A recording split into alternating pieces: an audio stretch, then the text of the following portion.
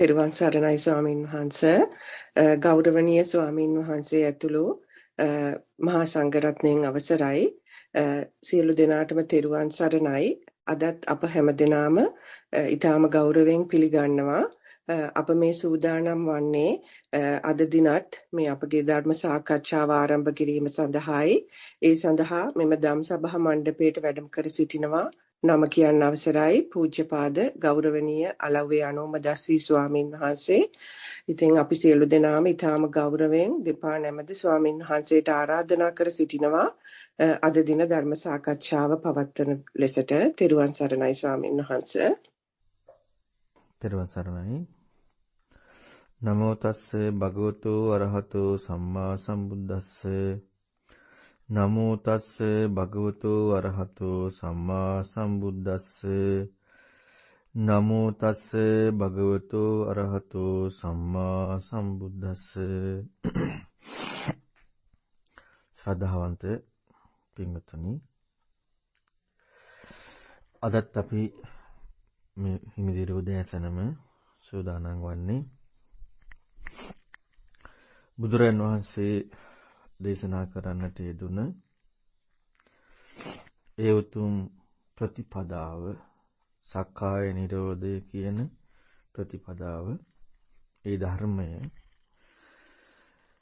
අපේ ජීවිතය සමග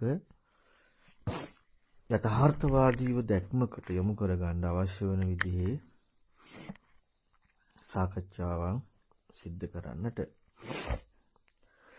මම හිතන්නේ මේ දිනවලදී අපි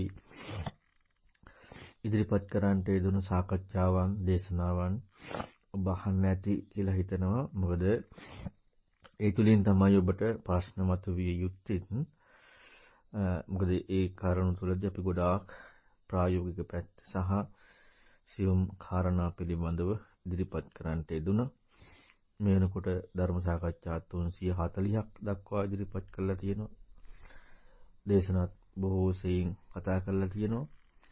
ඉතින් මේ තුලින් ඔබට පැන නැගුණ ප්‍රශ්න අහන්න තමයි අපි මේ අවස්ථාව දීලා තියෙන්නේ. ඉතින් ඒ නිසා කාලය අපතේ නොයවා ඔබට මතුවලා තියෙන ගැටලු කතා කරන්න දැන් අවස්ථාව තියෙනවා. ත්‍රිවන් සරණයි. තෙරුවන් සරණයි ගෞරවනීය ස්වාමීන් වහන්සේ. ස්වාමීන් වහන්සේ මේ අර සති සම්පජාන මුලින්ම සමාවාය දින ස්වාමීන් වහන්සේ මේ නැත දාපු ඒ දේශනා තුන අහන්න බැරුණා ස්වාමීන් වහන්සේ. මේ අද උදේ තමයි පටන් ගත්තේ අහන්න ස්වාමීන් වහන්සේ. ස්වාමීන් වහන්සේ දැන් මේ සති සම්පජාන්නේ භාවනාව දැන් අද උදේ මම චුට්ටක් ඒක මේ ඉඳගෙන අර ආස්වාස ප්‍රාස්වාස කාරණාව සම කරන්න යනකොට ස්වාමීන් වහන්සේ මට මෙහිම දෙයක් හිතුණා ස්වාමීන් වහන්සේ. දැන් ඒ කාරණා ස්වාමීන් වහන්සේ අපිට කිව්වා මේ ස්වરૂපය රූපයෙන් තොරව ස්වરૂපයක්. ඒ වගේම අර හඳුනාගත දේ නැතුව හඳුනා ගැනීම කියන කාරණාවෙන් තමයි මේක ප්‍රායෝගික විය යුත්තේ කියන කාරණාව ස්වාමීන් වහන්සේ. එතනදී දැන් මට අර මේ හුස්ම ඉහළ පහළ ගන්න කාරණාවත් එක්ක අද උදේ ඒක වැඩියත්ම ප්‍රකට වෙලා තේරුනේ ස්වාමීන් වහන්සේ. ඒ කාරණාව දැන් හිත විසිරෙනකොට මට හිත විසිරෙනකොට අර අනිත්‍යයි කියන කාරණාවත් එක්ක මට තේරෙන්න වැටහෙනවා මේ හිත ගැන තමයි මේ බලන්නේ කියලා. ගුණ ස්වාමීන් වහන්සේ අපිට දුන්නේ හිත මොකද්ද කියලා අල්ලගෙන මේක ප්‍රගුණ කර යුත්තක් කියන එක ස්වාමීන් වහන්සේ. එතකොට නමුත් අර හුස්ම රැල්ලට හිත තියාගෙන ඉන්නකොට මට අනිත්‍යයි කියලා මානසිකාරයක් යදනකොට හිතෙනවා මේ අර ඒ දේ ගැන කියලා. ඒ හුස්ම රැල්ල ඒ කියන්නේ ඒ කාරණාව අනිත්‍යයි වෙන. ඒ කියන්නේ අර ලෝකයේ මට්ටමින් ඒ කරුණ අනිත්‍යයි වෙන වගේ කියන අදහසක් හැඟීමක් ආව ස්වාමීන් වහන්සේ. මේ නමුත් අර හිත විසිරලා යන කාරණාවකදී මේ හිත කියන කාරණාව ඒක ප්‍රකට වෙලා ඒක ඒ ස්වභාවයට අනිත්‍යයි කියන වගේ ඒක එතනත් අර බුදුරජාණන් වහන්සේ කියන අර්ථයෙන් එතනත් පොඩි ප්‍රශ්නයක් තියෙනවා ස්වාමීන් වහන්සේ. මේකට මට පොඩි උපදේශයක් දීලා ඉන්න මුලින් ස්වාමීන් වහන්සේ කරුණාවෙන් තෙරුවන් සරණයි. තෙරුවන් සරණයි. දැන් අපි ඉස්සරලාම පටන් ගන්න තැනම කොහොමවත් නිවැරදිම විදිහට යමක් සිද්ධ වෙන්නේ නැහෙනේ. ඒක නිසා අපට යම්කිසි විදිහකටද වැටහීමක් තියෙන්නේ අපි දකින කෝණයත් එක්ක සහ අපට ඒක තුලින් මේ කාරණාව මෙහිම නෙමෙයි කියලා හරි තවත් හිතෙනවනේ. එතකොට ඒ එක්ක අපි හුරු කිරීම දිනු කරන්නට ඕනේ. විචක්ෂණය නෙමෙයි යන්නේ. ඉතින් ඒක නිසා සම්පූර්ණයෙන්ම නිවැරදිම කාරණාවක් කියන එකක් වෙන්නේ නැහැ. ඒකට අපිට තවදුරටත් විචක්ෂණයේ දියුණු කරන්නට ඕනේ ධර්මය ශ්‍රවණය කරමින්. ඉතින් ඒ නිසා මම හිතන්නේ ඒකට ගොඩක් උපකාර වෙයි 339 340 අන්නේ සාකච්ඡා ටිකත්. ඒ වගේම තව ගොඩාක් අපි ලස්සන ගැඹුරු විග්‍රහ ටිකක් පැහැදිලි කරලා දුන්නා. ඉතින් ඒ නිසා ওই විදිහට කරගෙන යන්න ඒ කරගෙන යන සැනදී Tamanටම සමහර කාරණා පිළිබඳව මෙහෙම වෙන්න බෑනේ කියලා හිතෙනවනේ. ඉතින් ඒ නිසා කරගෙන ගියත් ප්‍රශ්නයක් නෑ. අහුවෙන්න ඉඩක් නැහැ නේ එහෙම කරගෙන යනකොට. මේක මේ තියෙන එකත් එක්ක මේ දකින්නේ නැත්නම් ලෝකය අනිත්‍යයි දකින්නේ. කමන්නේ ඉතින් ඒත් අපි යම් කිසි විදිහකට අර අපේ කියන්නේ සිහියක් පිහිටවල අපේ දැන් තියෙන කියන්නේ මානසිකාරයක් එක්ක යම් යොමු කිරීමක් කරලා තියෙනවා. ආයි විචක්ෂණය කරනවනේ. ඊට පස්සේ දේශනා අහමින් ඉතින් ඒ නිසා ඔය විදිහට ටික ටික හුරු කරගෙන යන්න. තෙරුවන් සරණයි ගෞරවනීය ස්වාමීන් වහන්සේ කරුණ පැහැදිලි ස්වාමීන් වහන්සේ ඒ විදිහට කරන්න උත්සාහ කරනවා. ස්වාමීන් වහන්සේ අනිත් කාරණාව තමයි ස්වාමීන් වහන්සේ මේකටත් උපදේශ දීලා තියෙනවා. මේ ධර්ම සාකච්ඡාවලදී නමුත් මට ස්වාමීන් වහන්සේ මේ ගැන කියලා ඒ ගැන අහන්න ඕන ස්වාමීන් වහන්සේ දැන් අනිත්‍යයි කියන කාරණාවද ස්වාමීන් වහන්සේ කිව්වා. දැන් අපිට මුලින්ම කිව්වා මේ අනිත්‍යයි කියනකොට මේ සුතේ නිරවුල් වෙලා තියෙන්න ඕනේ බුදුරජාණන් වහන්සේ අනිත්‍යයි කියන කාරණාව කොහොමද කියන්නේ කියන එක නර අපේ පුතජන මට්ටමින් නැතුව. එතකොට ස්වාමීන් වහන්සේ දැන් මුලදී ඒ ටික හේවෙන කරගෙන ගියා. නමුත් පස්ව ස්වාමීන් වහන්සේ දේශනා කරානේ ස්වාමීන් වහන්සේ දැන් මෙතනදී ඒකේ හැඟීමක් එන්න ඕනේ කියලා බුදුරජාණන් වහන්සේ කියන කාරණාවද ස්වාමීන් වහන්සේ. එතකොට මට වැටහුණා මට මේ හැඟීම කියන එක දැන් මට මේ පුතග්ජන මට්ටමෙන් අනිත්‍යයි කිව්වම මේ අර සාපේක්ෂව ගන්න ගතියක් එහෙම නැතුව ස්වාමීන් වහන්සේ එහෙම අදහසකුත් එන්නේ නැහැ. බුදුරජාණන් වහන්සේ කියපු මේ ධර්ම කරුණ අනුව ඒ හිතලා එහෙම කරන හැඟීමකුත් එන්නේ නැහැ. නිකන් අනිත් මට හිතුණා ස්වාමීන් වහන්සේ ඒතර අර හැඟීමක් කියන එක බුදුරජාණන් වහන්සේගේ පැත්තෙන් එන්නේ නැතිකොට ස්වාමීන් වහන්සේ කියලා තියෙනනේ මේ විචක්ෂණය කිරීමේ දුර්වලතාවයක් හින්දා තමයි නොකරපු හින්දා තමයි එහෙම වෙන්නේ. ඒ හැඟීම ඉදිරිපත් වෙන්නේ නැත්තේ කියන වගේ අදහසක් මට ස්වාමීන් වහන්සේගේ දේශනාවලින් ආවා. ඉතින් ස්වාමීන් වහන්සේ එතකොට මම මේ දැන් මේ ප්‍රායෝගික සති සම්පජාන්‍ය කරන අවස්ථාවේදී නෙවෙයි වෙනත් වෙලාවක මම එතකොට අර ස්වාමීන් වහන්සේ අපිට ඒ උපදෙස් දුන්න විදියට මේ කාරණාවල් කොහොමද අර විග්‍රහය නොලැබෙන ඒ ස්වභාවයෙන් බුදුරජාණන් වහන්සේ අනිත්‍යයි කිව්වේ කොහොමද ඇස දැන් අපිට දැන් අර ස්වාමීන් වහන්සේ කෝප්පේ කියන උදාහරණයක් ගත්තම කෝප්පයක් අඩු ගානේ සාපේක්ෂව බලන්න කැඩුන තැනදී කලින් තිබිලවක්වත් තියෙන සංකල්පයකින් ගිහලා හිතන්න. නමුත් ඇස කියන කාරණාව ගත්තොත් එහෙමවත් හම්බෙන්නේ නැති ස්වභාවයක් වෙන සමනස අනුසාරයෙන් ඒ අනිත්‍ය කියන කාරණාව ගැන මෙනෙහි කරන්න ඒ වගේ හිතන්නත් මම පුරුදු වෙනවා ස්වාමීන් වහන්සේ. ඉතින් මට හිතුණා ස්වාමීන් වහන්සේට කියලාම ඒක ගැන උපදේශයක් ගන්න කියලා ස්වාමීන් වහන්සේ. තෙරුවන් සරණයි. තෙරුවන් සරණයි. කොහොමත් ඉතින් අනිත් කරුණු එක්ක අපි හිතන්නට ඕනේ විචක්ෂණය කරන්නට ඕනේ. නැත්නම් හරියන්නේ නැහැනේ. ඉතින් ඒ නිසා මේ විචක්ෂණය දිගට කරගෙන යන්නට ඕන. අර සති සම්පජන් හිදී අපි සතියක් සමාධියක් හුරු කරනවා කියන කාරණාව විතරක් විචක්ෂණය ලොකුට කර අනිත් අවස්ථාවලදී විචක්ෂණය කරන්න ඕන. විශේෂයෙන් මම හිතන්නේ ගැඹුරු දේශන අහනකොට තවත් ඒකට ඉඩ තියෙනවා. ලොකු පැතියුත් වෙනවා. ඉතින් මේ විදිහට කරගෙන යන්න ඕනේ. තෙරුවන් සරණයි. එහෙමයි ස්වාමීන් වහන්සේ බොහොම පිං තෙරුවන් සරණයි. තෙරුවන් සරණයි සියලු දෙනාටම. පළමුව ලොකු ස්වාමීන් වහන්සේගේ දෙපා වන්දනා කරනවා. අනිත් ස්වාමීන් වහන්සේලාගේ දෙපා වන්දනා කරනවා. ස්වාමීන් වහන්සේ මේ ප්‍රශ්නේ මේ සුතේ නිරවුල් කර ගැනීමට මේ මා හත්තිපදෝපම සූත්‍රයෙන් මට ආවේ. මම ඇත්තටම මේක බැලුවේ ස්වාමීන් වහන්සේ මේ කොහොමද මේක ප්‍රතිපදාවට යොදාගන්නේ කියන කෝණේ. දැන් ස්වාමීන් වහන්සේ ඒකේ අර දැන් ඒ සූත්‍රයෙන් සාකච්ඡා වෙන්නේ පංච උපාදානස්කන්ධය හැදෙන විදියනේ. එතෙන්දී දැන් පළමුව මේ අජ්ජත්තික රූප උපාදානස්කන්ධය ගැන විස්තර කරගෙන ගිහින් ස්වාමීන් වහන්සේ ඒක අජ්ජත්තික ධාතු වලටයි බහිද්ධා ධාතු වලටයි කඩලා විස්තර කරගෙන ගිහින් ස්වාමීන් වහන්සේ ඊට පස්සේ අන්තිමට ඒ ඔක්කොමත් ඉවර වෙලා ස්වාමීන් වහන්සේ අර මෙහෙම උදාහරණයක් දෙනවනේ ඒ රූපේටම මම ඒක සිංහලෙන් කියන්නම් ස්වාමීන් වහන්සේ ඇවැත්නි යම්සේ දැව නිසාද වැල් නිසාද තන නිසාද මැටි නිසාද ඇවරී සිටි ආහස ගෙයයි විවහරේට යේද ඇවැත්නි මෙපරිදිම ඇට නිසා, නහර නිසා, මස් නිසා, සම් නිසා විරී සිටි අහස රූපයයි විහාරයට යේ. එතෙන්දි නිකන් මට තේරුණේ ස්වාමීන් වහන්සේ නිකන් මට අදහස ගියේ දැන් එතෙන්දි විස්තර කරන්නේ නිකන් දැන් අපිට සම්මතයේ හම්බෙන මේ පුජ්‍යල රූපය තමයි එතනින් විස්තර කළේ. ඒකේ සංයුතිය තමයි අර ධාතු අතරින් වැඩි දුරටත් විස්තර කළේ වගේ හැඟීමක් ආවේ ස්වාමීන් වහන්සේ. එහෙම ගත්තොත් නිවැරදිද? මගේ පොඩ්ඩක් සිග්නල් පොඩ්ඩක් මගේ එහෙම වුණා මං හිතන්නේ මේ අවසාන චුට්ට මට හරියට ඇහුන්නේ ස්වාමීන් වහන්සේ දැන් මට අර අපේ ස්වාමීන් වහන්සේට ඇහුණා නේද අර මං කියවපු කැල්ල සිංහලෙන් ඒ කැල්ලෙන් පස්සේ ඒ කැල්ල මට තේරුණේ ස්වාමීන් වහන්සේ දැන් අපිට මේ සම්මතය හම්බෙන රූපය ගැන තමයි එතන කිව්වේ. හැබැයි ඊට කලින් අර ධාතු හතරෙන් අජ්ජත්තික ධාතු වලට පඨවි ආපෝ තේජෝ වායෝ විදියට විස්තර කළානේ.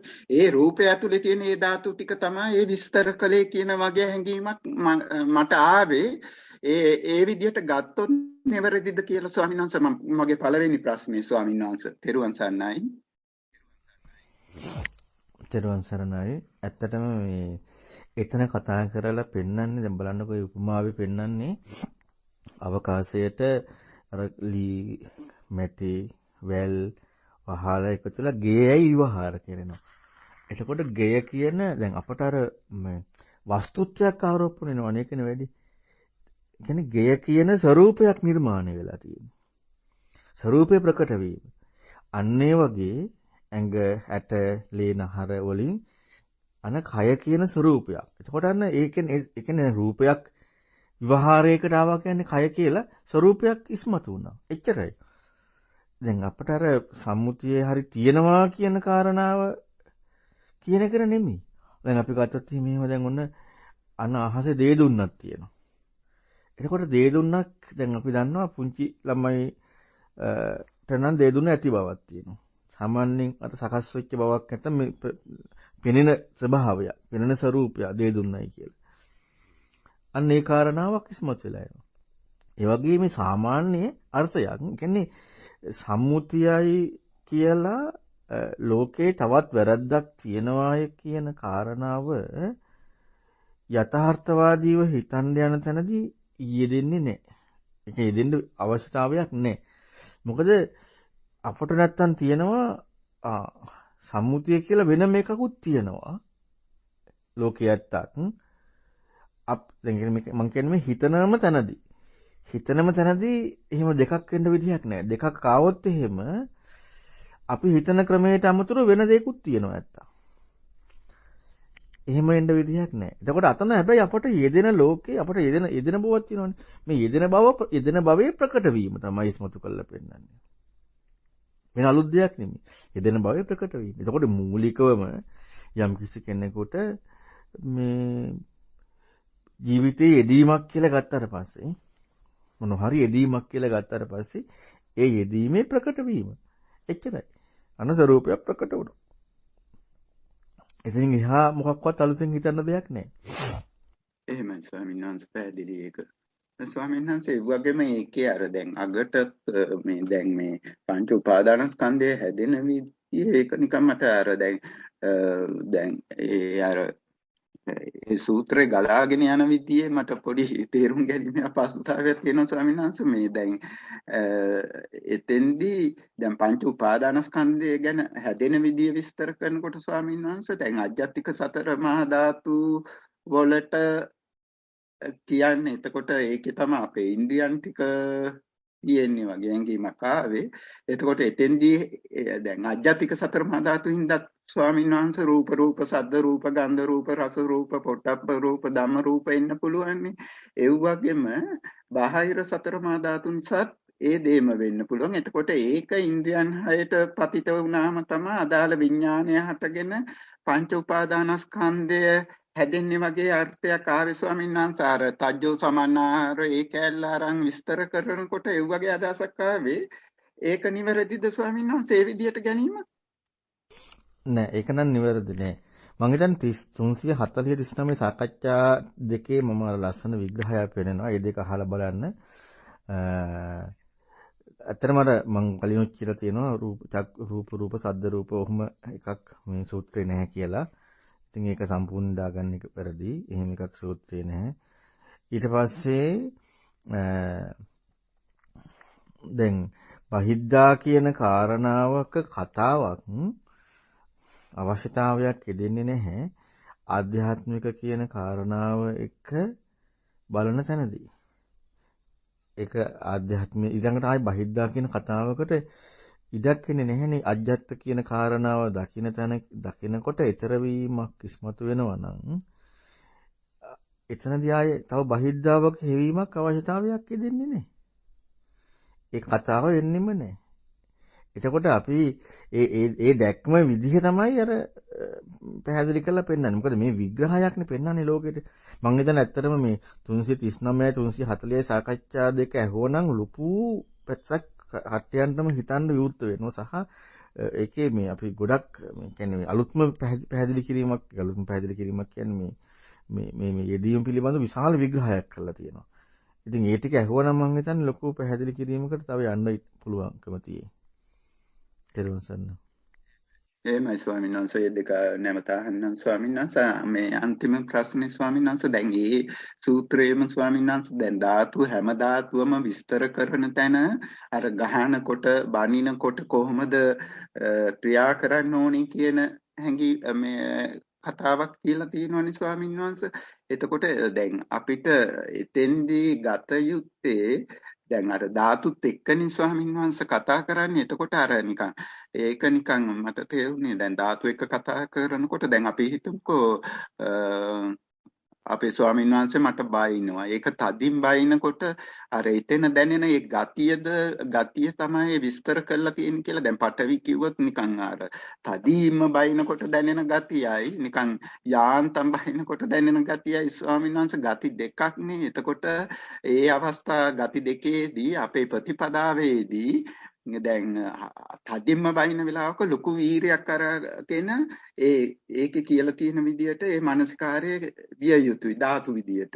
එහෙම නැත්නම් ඒ වගේම දැන් සමහර වෙලාවට දැන් ඒ වගේම දැන් අපේ ස්වාමීන් වහන්සේ බහින වෙලාවක නිකන් පිච්චෙන දැවෙන ගතියක් දැනෙනවා නම් ඒක තේජෝ විදියට අරගෙන අන්න ඒ වගේ හැඟීමක් දෙන්නද ඒ ධාතු හතර එක්කම ඒ ගහනකොට බනිනකොට ක්‍රියා කරන්න ඕන එක නැවත නැවත විස්තර කරන්නේ ඒ වගේ අදහසකින්ද ස්වාමීන් වහන්සේ තෙරුවන් සරණයි.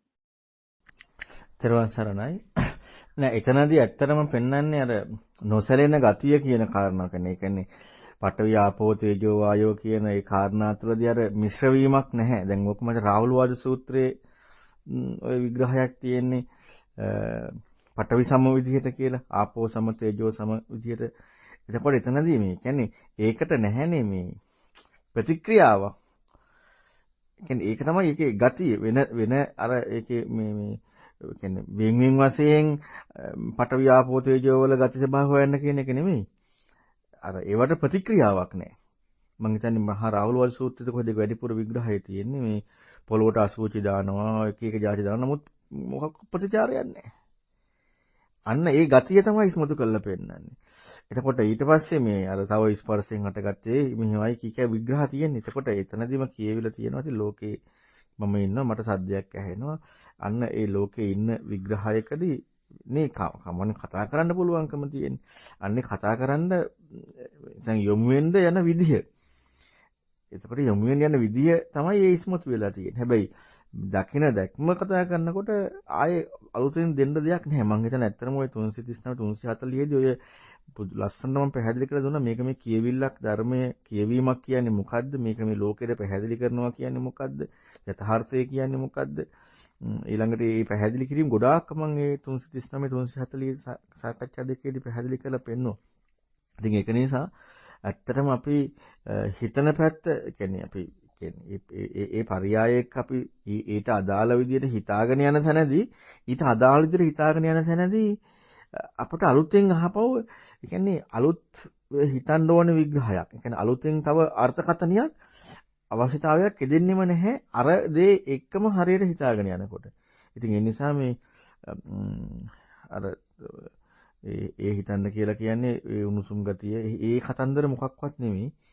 ඒකේ සම්පූර්ණයෙන් පැහැදිලි වෙන්නේ පඨවි ආපෝ තේජෝ වායෝ කියන මෙන්න මේ කාරණා වල තියෙන මේ ඇතරම ගත්තොත් එහෙව් ගතිය නැත්නම් අර එහෙව් ගතිය කියලා කියන්නේ ඒක නොසැලෙන ගතිය.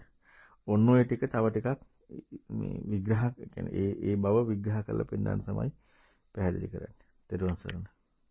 පැහැදිලි ස්වාමීන් වහන්සේ ඔබ වහන්සේට මෙතෙක් රැස් කරගත්ත සියලුම කුසල් පුණ්‍යානුමෝදනා කරනවා. ත්වන් සරණයි.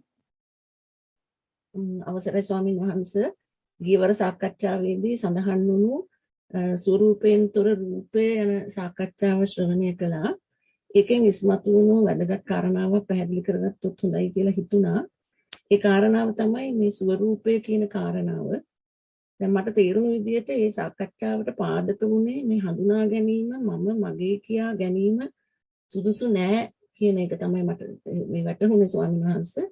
ස්වාමීන් වහන්සේ ඒකෙදි පැහැදිලි කළා ඒ සඳහා අප හෙවිය යුත්තේ හඳුනා ගැනීමයි කියා. නමුත් අපට හඳුනා ගැනීමෙන් වෙන වූ හඳුනාගත්ත දෙයක් තියෙනවා කියලා කිව්වා. එහෙම තියෙද්දි අපි හඳුනා ගැනීම අපේ අත්දැකීමයි කියන කාරණාවට වෙනම යනවා කියලා මතක් කරා. ඊළඟට මේ අවුල නිරවුල් කරන්න ගියොත් අපට හඳුනාගත්ත දේ නෑ කියන්න තමයි සිදුවන්නේ කියලා ස්වාමීන් වහන්සේ එතනදී පැහැදිලි කළා. ඒ නිසා ස්වාමීන් වහන්සේ ඒ කාරණාව විමසන විදියක් වෙනම විදියක් පෙන්වුවා අපට. ස්වාමීන් වහන්සේ එතනදී උදාහරණයකට ගත්තේ කෝප්පයක්. මොකක්ද කෝප්පය කියන්නේ යන කාරණාව ඉස්මතු කරලා ස්වාමීන් වහන්සේ පැහැදිලි කළා අපට කෝප්පයක් කියා ද්‍රව්‍යාත්මක වශයෙන් වස්තුවක් තියෙනවා කියලා. නමුත් හොඳින් විමසුවොත් කෝප්පය පේනකොට අපට හැඩයක් තමයි පේන්නේ කියලා කිව්වා. මම තේරුම් ගත්ත විදිහට ස්වාමීන් වහන්සේ කෝප්පය කියන වස්තුවට හිත නොගිහින් හැඩයක් යන්නට තමයි එතකොට හිත යන්නේ. හොඳට විමසුවොත් මම තේරුම් ගත්තේ එහෙමයි ස්වාමීන් වහන්සේ. නමුත් අපිට හැම විටම වගේ අර ද්‍රව්‍යාත්මක බවට තමයි හිත යන්නේ. දෙයකට තමයි හිත යන්නේ. ඒ නිසා ඒ අවස්ථාවේ අපේ යෙදීම ද්‍රව්‍යාත්මක කෝප්පය නෙවෙයි කෝප්පේ ස්වරූපයයි අපේ හැඩයට හිත ගියොත්. ඉතින් මට හිතුණා තව ටිකක් ඒක පැහැදිලි කරගත්තොත් එතන අපට හමුවන්නේ පාටක් හරි පාට කීපයක් හරි පැතිරිලා නිකන් අවකාශය පැතිරිලා තියෙන ආකාරය වගේ එකක් කියලා. ඒ නිසා අපට කෝප්පය මෙන්න මේකයි කියලා කියන්න යමක් හමු වෙන්නේ නැහැ එතන. එහෙමයි මට හිතුනේ. ඊළඟට ස්වාමීන් වහන්සේ ඇහැට පේනකොට දෙයක් නේ ස්වාමීන් වහන්සේ අරන් විස්තර කළේ. ඉතින් මට හිතුණා මේ ද්‍රව්‍යාත්මක වශයෙන් ඇහැට පේනකොට යමක් හමු වෙන්නේ නැහැ වගේ අනිත් ආයතන වලටවත් එහෙම දෙයක් හමු වෙන්නේ නැද්ද කියලා විමසලා බැලුවොත් හොඳයි කියලා. ඉතින් මම සද්ද කීපයක් අරගෙන බැලුවා. මුලින් ගත්තේ උරලෝසුවේ සද්දය. ඒකෙත් නිකන් යම්කිසි ස්වරූපයක් ආකාරයක් වගේ මේ තියෙනවා කියලා මට හිතුණා. එතන නිකන් ඒකාකාරී බවක් තමයි හමු වෙන්නේ. නමුත් ඒක තව කෙනෙකුට විග්‍රහ කරලා දෙන්න බෑ කිසිම විදියකට. කියන්න පුළුවන් නිකන් ටික් ටික් සද්දයක් වගේ එකක් විතරයි. ඉතින් අපි සද්ද විග්‍රහ කරන්න මේ වගේ වචන රාශියක් මේ ව්‍යවහාර කරනවා නේද කියලා හිතුණා. ඔය අපි කියන්නේ ටක් ටක් සද්දේ පට පට සද්දේ වගේ වචන. ඉතින් ඒ කියන්නේ මේ සද්ද ස්වරූපය අපිට විස්තර කරන්න තවත් යමක් ගන්න වෙනවා හැමතිස්සෙම. එහෙනම් එතනත් මේ සද්දය කියන්නේ මෙන්න මේකයි කියලා කියන්න බෑ. ඒ වගේමයි රසක් සුවඳක් පහසක් ගත්තත් ඒ වගේම මෙන්න මේකයි ඒ කියන්නේ කියලා පෙන්වන්න බැරි ගතියක් තමයි තියෙන්නේ කියලා තරමකට වැටහෙන්න පටන් ගත්තා. එහෙමනම් මේ හඳුනා ගන්න ස්වරූපය ඒ වගේ මේ විග්‍රහ කරන්න මේ ඇඟිල්ල දික් කළා පෙන්වන්න බැරි ස්වභාවයක් නම් හඳුනා ගැනීම යන ක්‍රියාවත් නිකම්ම බොඳ වෙලා යනවා නේද කියලා හිතෙන්න පටන් ගත්තා. හරි ලස්සන කාරණාවක් ස්වාමීන් වහන්සේ ඉදිරිපත් කළේ. ඉතින් මම තේරුම් ගත්ත විදිහ හරිද දන්නේ නැහැ. මට ඒක ටිකක් නිරවුල් කරගන්න අනුකම්පාවෙන් තව ටිකක් පැහැදිලි කරලා දෙන්න ස්වාමීන් වහන්සේ. තෙරුවන් සරණයි.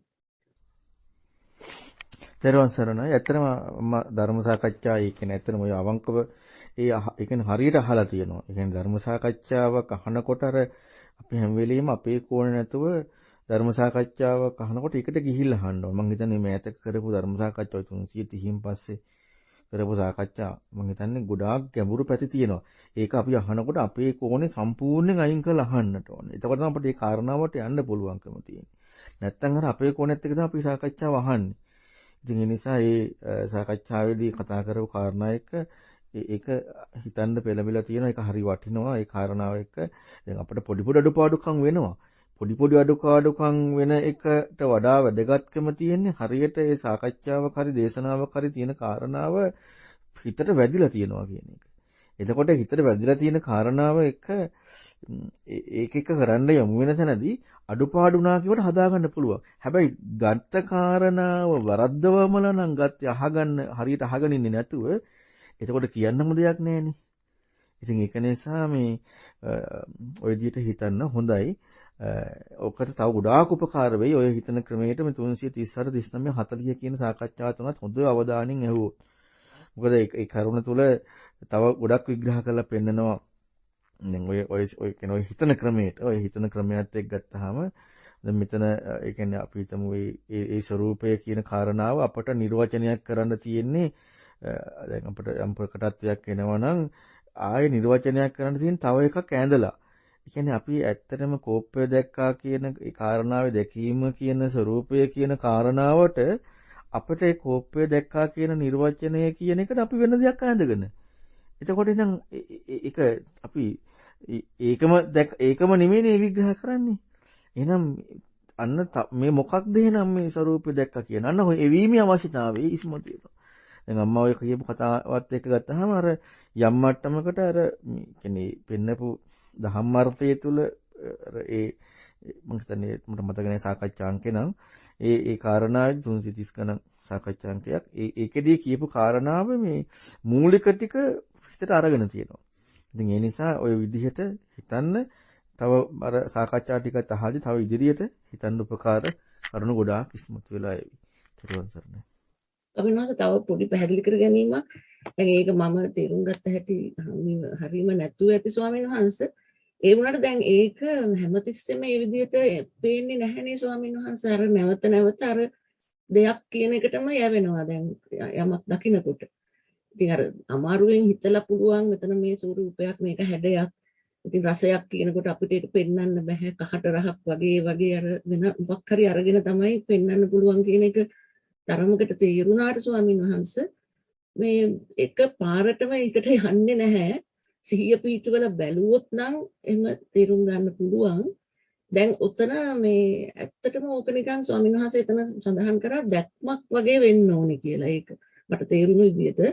එහෙමනම් අපි නැවත විමසලා ආයේ කවදාවත් ඒ මේ දෙයක් කියන එකට නොගිහින් ස්වරූපයක් කියන එකට යන මට්ටමට එන්න ඕනද කියන එක තමයි අනිත් ප්‍රශ්නේ ස්වාමීන් වහන්සේ. මට ඒකට පොඩ්ඩක් මේ අවවාදයක් දෙන්න. තෙරුවන් සරණයි. තෙරුවන් සරණයි. ඉතින් කොහොමත් සක්කාය කියන ඥානයක් එන්නේ නැහැනේ මේ ඊතර දර්ශනීය සිද්ධ වෙනකම්ම. එතකොට එහෙනම් අපි මේ යම් විදිහකට කල්පනා කරනවා, ඉතින් වරදිනවා, ආය වරදියට ගන්නවා, ආය කල්පනා කරනවා. ඔහොම තමයි ස්වභාවය. හැබැයි ඉතින් අපි අර වැඩපිළිවෙලක් ඉතින් කරගෙන යන්නට ඕනේ. එහෙම කරගෙන යනකොට සක්කාය දිට්ඨිය ප්‍රහාණය වීමේදී සක්කාය කියන ඥානෙ කියන්නේ සක්කාය හැටියට දුක්ඛ ඥානෙ හැටියට යෙදෙන්නේ. එතකොට අර කාරණාවක් එන්නේ නැහැ. يعني කල්පනාවකින්වත් ඉඩක් එන්නේ නැහැ. ඉතින් ඒක නිසා මේ ඔය අම්මා හිතන ක්‍රමය හොඳයි. කියන්නේ හිතන ක්‍රමය හොඳයි කියන්නේ මම අර මුල්ලු ජීවේකයි මේ දේශනාවක් හරියට අහුම්කම් දෙනවා කියන්නේ. ඔන්න ඕක තමයි ගොඩාක් අයට නැත්තේ. අර මම මේ ළඟදී මට මතක නෑ මේ දේශනාවකදී පැහැදිලි කරලා පෙන්නවානේ මේ අහුම්කම් දෙන කාරණාව ගොඩාක් අඩුයි කියලා. ඒ කියන්නේ කෑලි අරන් කතා කරනවා කියන එක. ඒකට එහෙම නැතුව හරියට මේකේ තියෙන කාරණාව ගන්නවා කියන එක ගොඩාක් වැදගත්. ඉතින් ඒක නිසා මේ කොහොමත් අපට එකපාරටම මේ අර විදිහේ ප්‍රතිපදාව වලට යොමු වෙන්න බෑ. හැබැයි අපි දේශනාව හරියට අහලා ඒකට අනුව යම් විදිහකට අපි ඒ හුරු කරන එක තමයි වටින්නේ. ඉතින් ඒ නිසා මම හැමෝගෙම ඉල්ලනවා මේ දේශනාවක් අහනකොට, සාකච්ඡාවක් අහනකොට එතෙන්ද ගිහිල්ලා අහන්න අපේ කෝණේ සම්පූර්ණයෙන් අයින් කරන්න අපි හිතන කෝණේ. මොකද ඕක තමයි ගොඩාක් අයට අමාරු. අපි හිතන කෝණයත් එක්ක තමයි අපි අහන්නේ. එහෙම ඇහුවොත් අපිට ඒකේ තියෙන කාරණාව ගන්න බැරි වෙනවා. මම හිතන්නේ 330න් පස්සේ කරපු සාකච්ඡා ටික පුදුම ලස්සනක් තියෙනවා. එතකොට මේ සාකච්ඡා තුළ තිබ්බ ප්‍රතිපදාවක් ප්‍රතිපදාවක් හිතන ක්‍රමයක් ඊළඟට හැම එකක්ම පැහැදිලි කරලා පෙන්නනවා. හැබැයි ඉතින්ද ගිහිල්ලා බලන්නට ඕනේ. ඒ කියන්නේ සාකච්ඡාවේ තියෙන කාරණාවට ගිහිල්ලා. අපි කරන ප්‍රතිපදා අපි හිතන විදි ඒක බලන්න ගියොත් එහෙම පටලැවෙනවා. ඉතින් ඒක නිසා ඔය ප්‍රතිපදාව කරගෙන යනකොට අපිට තව තවත් හිතන්න ඕනකම ඉස්මතු වෙනවා තව දුරටත්. ඉතින් එහෙම වුණාට පස්සේ මේ ආය අපට වෙන හොයන්න දෙයක් අවශ්‍යතාවයක් දෙන්නේ නැහැ.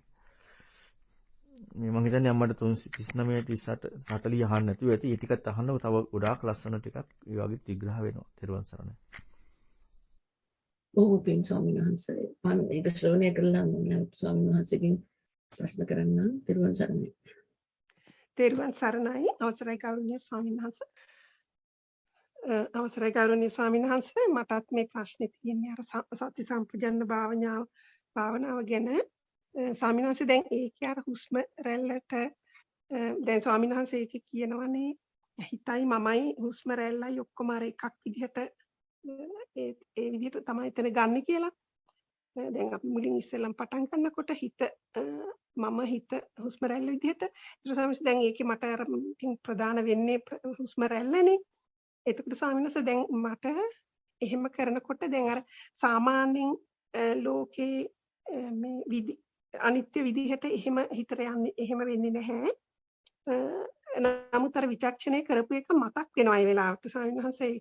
ඒ කියන්නේ දැන් ඔන්න හුස්ම රැල්ල කියන එක පිටවන්න පුළුවන්ද? දැන් අපි විචක්ෂණය කරනකොට හිතනවානේ දැන් එතන දැනීමක් වෙන්නේ ස්පර්ශයක්. ඒකට දැනීමක් වෙන්නේ. ඒකට දැනීම විචක්ෂණය කරනකොට මේ කයවත් හුස්ම රැල්ලවත් කියලා දෙකක් මේ තියෙනවද? එහෙම නැති බව අපිට තේරෙනවානේ. ඒකට අර හුස්ම රැල්ලක් කියලා එකක් දැන් අපි මේක මේ අපි හිතින් දාගත් එකක් නේද? එතකොට ඒක ඒ විදිහට බැලුවොත් අර ගොඩක් ගැඹුරින් නෙවෙයි ස්වාමීන් වහන්සේ අර නිකන් මතු පිටින් තේරෙන විදිහට උනත් මේ හුස්ම රැල්ලක් පිහිටවන්න පුළුවන්ද මේ කියලා තේරෙනවානේ. ඒතකොට සමහරවිට දැන් ඒ වගේම තමයි දැන් අර ඇවිදිනකොට මේ පය පොළවේ ගැටෙනකොට එතකොට දැන් අපි ඇවිදිනවා කියනකොට ඉස්සෙල්ලාම අපි කකුලක්ුයි පොළවකුයි දාගෙන ඉවර වෙලා ඇවිදින එකනේ අපි කරන්නේ. ඒතකොට එහෙම නැතුව දැන් එතන දැනීමේදී උනත් කකු මේ ඒ දැනීමත් අපි විචක්ෂණය කරනකොට වෙනමම විචක්ෂණය කරනකොට ඒ දැනීම ඒ කියන්නේ ඒ කකුලක් එන්නේ අපි දැන් අර දැනෙන කකුල දැනෙන පොළවේ දැනෙන තැන් මේක තියෙනවානේ තැන්. ඒතර ඒවත් එක්ක තමයි අපිට කකුලක් උපදින්නේ. එතකොට දැන් ඒක අපි හිතන්නේ උපදින්නේ අපිට කකුලක් කියලා දාගන්නේ දැනීමට කකුලක් කියලා දාගන්නවා. එතකොට ඒක අපිට ඇත්තට මේ කකුලක් දැන් හිතේ තියෙන්නේ ඒක ඇත්තම කකුලක් මේ භෞතික කකුලක් විදිහට පොළවේ ගැටෙන පිහිටවන්න පුළුවන්ද? පොළවත් ඒ විදිහටමයි. ඒතර හුස්මත් ඒ විදිහටමයි සාමාන්‍යයෙන් දැන් මේ අවස්ථා දෙකක් මම කිව්වේ අන්න ඒ අවස්ථා දෙකේදී මට අන්න ඒක මතක් වෙනවා මිසක් ස්වාමීන් වහන්සේ ඒක හැඟීමක්ද කියලා මට තේරෙන්නේ නැහැ. ඒ විචක්ෂණය කරලා ඒ තියෙන මතකේ ඒ වෙලාවට මතක් වෙනවා. ඒතර ස්වාමීන් වහන්සේ ඒක අර ඒ විචක්ෂණය කියලා නිගමනයකට ඇවිල්ලා එතනදී නිගමනයේ දානවද කියන වැරද්ද වෙනවද කියන එක එහෙමත් හිතෙනවා ස්වාමීන් වහන්සේ. ඒ වගේම එතනදී දිගින් දිගට විචක්ෂණයක් කෙරෙන්නේ නැහැ. හැබැයි අර මතකය එනවා ඉස්සරහට. ඇවිල්ලා එතන පොඩ්ඩක් නවතිනවා. අන්න එහෙම ගතියක් තමයි ස්වාමීන් වහන්සේ තියෙන්නේ.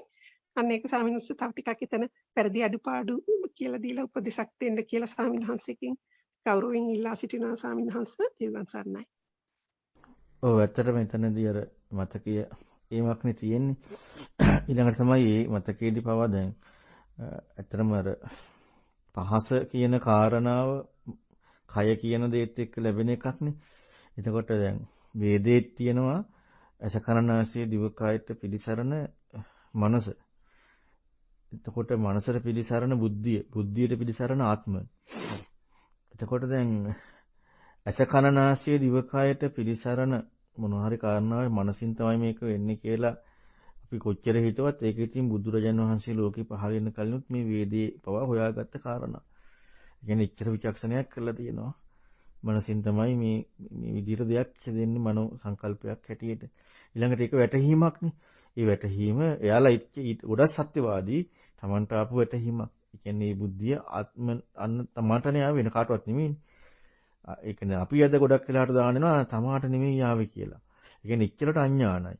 දැන් අතනදී හිම නෙමෙයි තමාට ආවේ කියලා යාළුවාගේ ඒක තියෙනවා ආත්මෙන්. අන්න ආත්මෙන්ට ආපු වැටහීමක්. එතකොට බුද්ධියට පිළිසරණ ආත්ම.